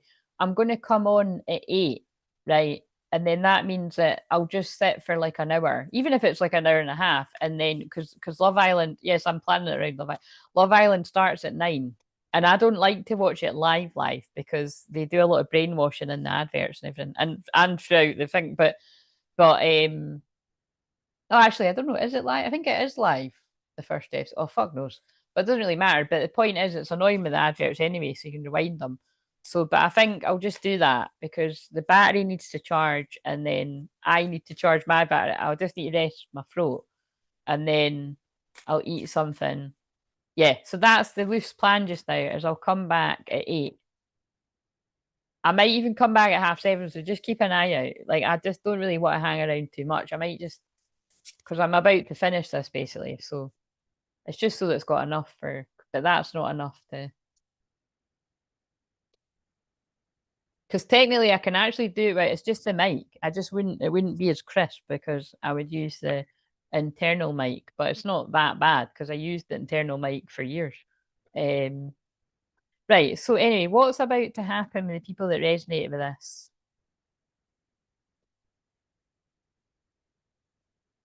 Oh my God, things have progressed.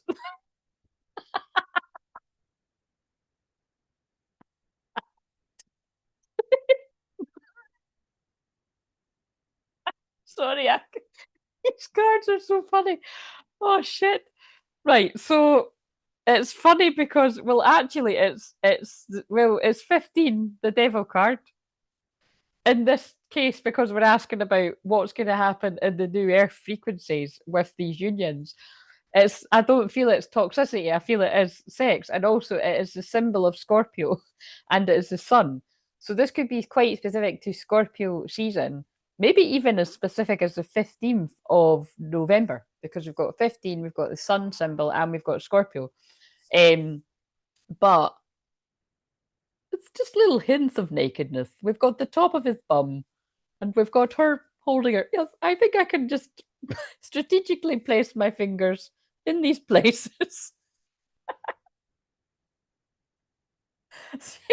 There we go. There's a quick flash. I don't know what they're doing there. I mean, it looks like it's like they're just skinny dipping because there's trees and everything. There's a fucking hen. I don't know what the hen's meant to symbolise, but yes, they're basically. I'll just describe it to you, and it's got protection. Protection is the word on the card, so whatever that's about. But I just don't know. I don't know what this card is all about. It could mean many things. But remember, we've had river, we've had ocean, and they seem to be standing in a lake. Ah, fuck, that's how clever is that? They do that in After. My God. Like when they first properly talk to each other, he takes her to a lake. Oh my God, do you know what? Wow, wow, wow.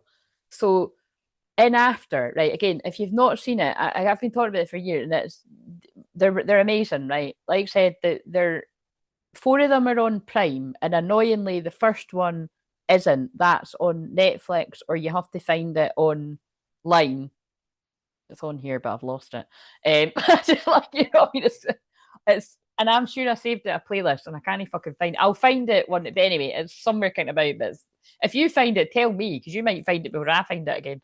But if you've got Netflix, which most people have, I just don't like Netflix. It's on there, so they're all on there, I think. Or is it net? I think basically it was something like Netflix has the right to it.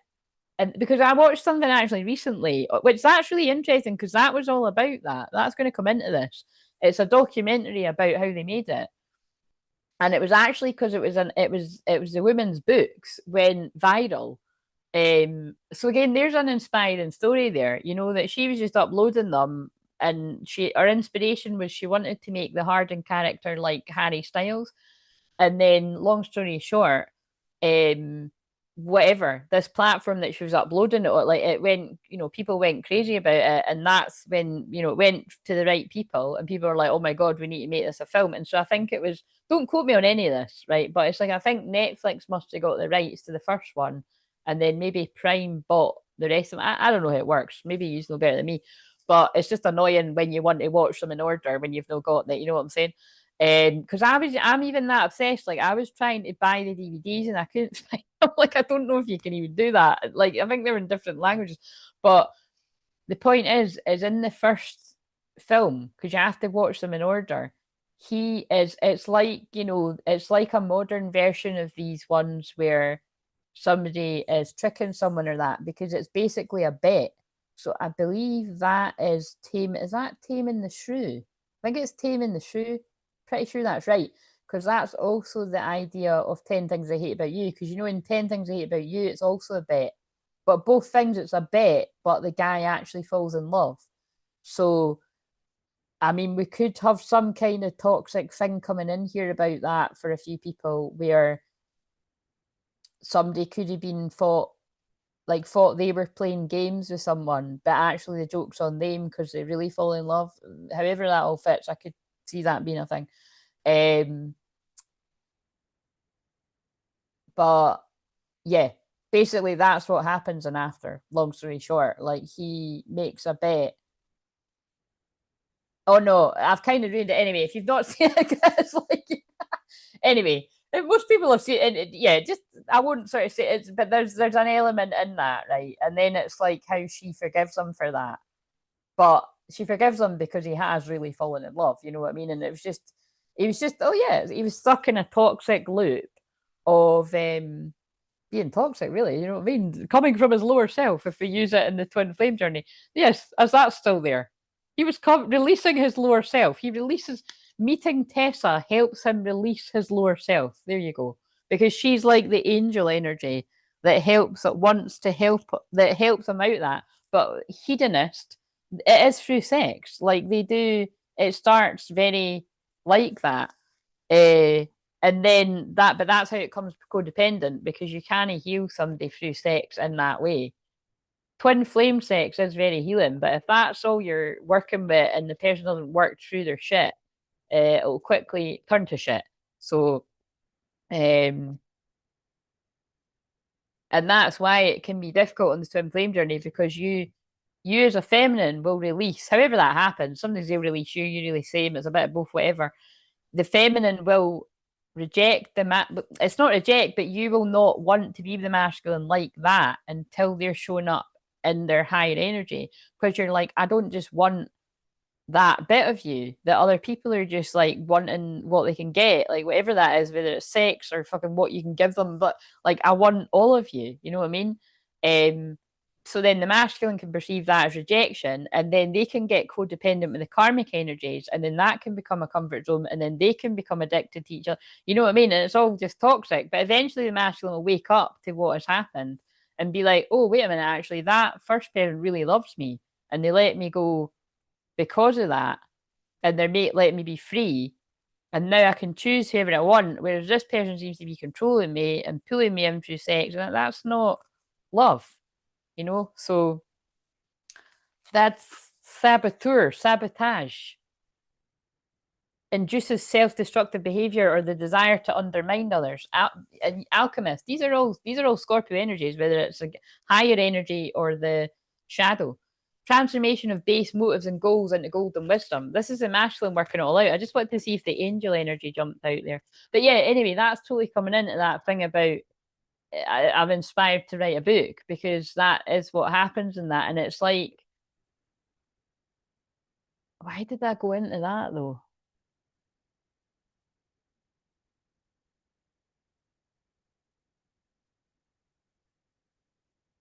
I think it was just touching on that, because that's nothing's ever a coincidence. Then because he just flashed it up in my mind. Like, if there's something like that within you and you feel it deeply, might be just confirmation for you, because that's how After was born. A woman just randomly was, I would say, I feel when anyone does a book like that, they are channeling it. But, uploaded the stories, and then people got crazy about it, and then it fell in front of the right eyes, and away we go. Now people are like obsessed with After all over the world, and I'm one of them. Except I'm not one of these fucking crazy fangirls that's going to turn off and be like, oh my God, you know what I mean? But it's like, I do like love. I just think I think they're amazing. I just think it's amazing. I think they're both amazing. Right down to like, she's a brilliant actress too, because she's actually Australian, but I think she does a cracking American accent. And let's face it, everyone does. Um, Him on the other hand, I love him too, but he was in that First Love film that I watched recently, and I wasn't digging his American accent, because he's English, so. But he's brilliant. They're both brilliant. Yeah, humility and devotion to knowledge, openness to lifelong learning, and child wounded. That's beautiful. That card keeps popping up loads. Awakens compassion, desire to serve wounded children, opens a learning path to forgiveness. That is my big. That's why I'm good at helping people with inner child. Right. Everything I do is inner child, soul retrieval, and shadow integration. It's all weaved together. It's my own thing in my sessions, and basically, whenever I'm talking to somebody, whether it's my personal or my professional life, offline or online, I can always see and feel the inner child parts of the person, whether it's like, the fun parts or the wounded parts. So it is quite a gift that I've got, because I can see and feel the shadow too. And it's like, that's exactly coming back to what I said. We've all got fragile parts of us, you know what I mean? And it's wise to remember that about people, regardless of age. Yeah, and whatever all that comes in it. So, what else? Hello, Charlotte. How are you doing? I'm actually going away soon because the battery's going to die, but I'm going to come back in an hour. So I don't know if you're around in an hour. What else? Oh, wow, that card hasn't come out in a. Oh my Christ, that card hasn't come out in a while. Wow. This is really deep, right? So you know how, like I said on the last one, like we had Black Moon Lilith conjunct the moon just recently, and this has got Pluto, which rules Scorpio, right? And Black Moon Lilith on both these cards, that one and that one. And also, this has got jealousy on it, and it's got a woman eating ice cream with a shadow of two people kissing. To me, that has always been a karmic energy that's like sending negative energy, hate, jealousy, blockages, darker stuff in some cases. She's got a picture with scissors beside it. So, I mean, that's like doing weird witchcraft, whatever. But and remember, I did mention Wicker Park, and so whoever it just so happens that in that film, it is the girl's flatmate is obsessed with this guy, and then they serendipitously they fall in love. But I mean, she didn't, you know, that's sorry guys, but that's just fucking tough shit. That's no like it is a shame that that girl was in love with that guy, but it's not like they hadn't even met. You know what I mean? So it's like I think he worked in a shop or something, and it's like she fell in love with the guy. Now, I don't know if I don't know if something creepy like she lived across from him or something. I can't even remember because I haven't seen that in a while. It creeps me out. But I watched it years ago and it creeped me out. And then I watched it again more recently because I felt like I had to. That was about 4 years ago when I started full on channeling twin flames in public, um. But the general gist is she's got the hots for this guy, and then her best friend that's her flatmate falls in love, like they meet and they fall in love. And but so it's just obviously the one that's crazy basically doesn't happen to mention, oh, that's the guy that I've been in love with that lives across the way and he works in the shop. No, she kept that to herself. And so basically she, like, spoiler alert, click off if you don't want to hear this. She basically prevents the two of them from, she creates an illusion where he has to go away for work or something. I can't remember how she managed to do that, but she basically is behind creating an illusion where it makes the two people think that they've not wanted to continue the relationship, whereas it wasn't. It was that she passed on fake notes that were meant to be from each other, and like I can't remember all the bit, but it's creepy. It's fucking creepy, right? And it's like the length somebody's went to keep two people apart through jealousy. Like she knew she couldn't have them, but she didn't want the flat with him. So quite fucked up. Again, and like I said, you could go with things like single white female. I think it's just getting across somebody that's like very unhealthily attached or got an obsession with someone that, which is not the same as when like a masculine, oh, if only 2%. It's not the same when a masculine's waking up and they feel like they're obsessed with a feminine. Like that's the twin flame journey, and the feminines went through that. You know what I mean? You get this is like a karmic energy because look, jealousy, Pluto. Pluto doesn't fuck about. You know what I'm saying? So that's whoever that is. That is a karmic energy that doesn't want. So that could be a jealous ex of the masculine, but that could in some cases be like a jealous friend that somebody connected to the feminine or someone, or just even it doesn't need to be a friend. It can be fucking jealous strangers. There's people that like listen. This is a tiny channel, but there's people that watch me that are jealous and annoyed at me that I'm further on in the journey. So they'll send me negative energy for me not to be. It's so fucked up, isn't it? But like, there's people are fucked up out there. As you got your protector energy. And on that note, before it cuts off, we've got another fucked up spell work card, fulfillment, but it's Black Moon Lilith on the card. And look, he's what the hell's going on there? I mean, the guy's naked with candles around him. So again, it's like this is proper witchcraft. A karmic energy has been doing like, again, whether it's somebody actually knows. Can you see these cards? I'm just trying to cover the. Whether somebody actually knows, dark kind of things like that, like, yeah, basically witchcraft, or whether it's witchcraft in the form of slander, lies, confusing people, creating illusions. It's all the same thing. It's all with malicious intent to confuse people, but that's a karmic energy. I feel it's just controlling people through sex too, just to break it down and make it a bit more modern for people. But I know that I'm not insulting intelligence. It's just that some people, need to hear it like that. Basically that's someone that's went to great lengths to keep two people apart. And again, like I've said before, like yeah, you just the things that people do through their own trauma, if they see there's a potential for two people to have that, they might not even be anyone that significant in both people's lives. It's just weirdos. Sorry, just calling a spade a spade. But they could be significant people, and then obviously that would hurt even more. But we send love and pray for whoever that is. So, but I mostly pray that the people that are meant to be together get to be together because that's cruel. Right, so the future. And then I wasn't going to use this deck. They made me pick it up though. I daydream about a future together, going on adventures and growing old together. I want it all. So we've had many cards that some with somebody saying that they want you, they want it all with you, you know. So and 1%. Let's see if I can fit in a Mary Magdalene card. What else have we got? And I'll come back in an hour. So if you want to join me for mediumship Monday, I will see you in an hour, and that'll be yes. I hope you can join us, Charlotte. Write your story. I hope it doesn't cut me off. Write your story. Holy shit. And again, look what I said. I can take this for me. I'm going to fucking write my story in the future. I'm writing my story now, but look, emerging from the shadow, reveal what is hidden. 8th house, baby. Be on your guard, the guardian. That card, look, Jesus with his sword. That is the card of be on guard because there's jealous people about. I'm not going to have time to read it. I'm going to fucking try though. It's an 11 on it again. So November is very important. True love cannot hide. My favourite card. That's also about jealousy.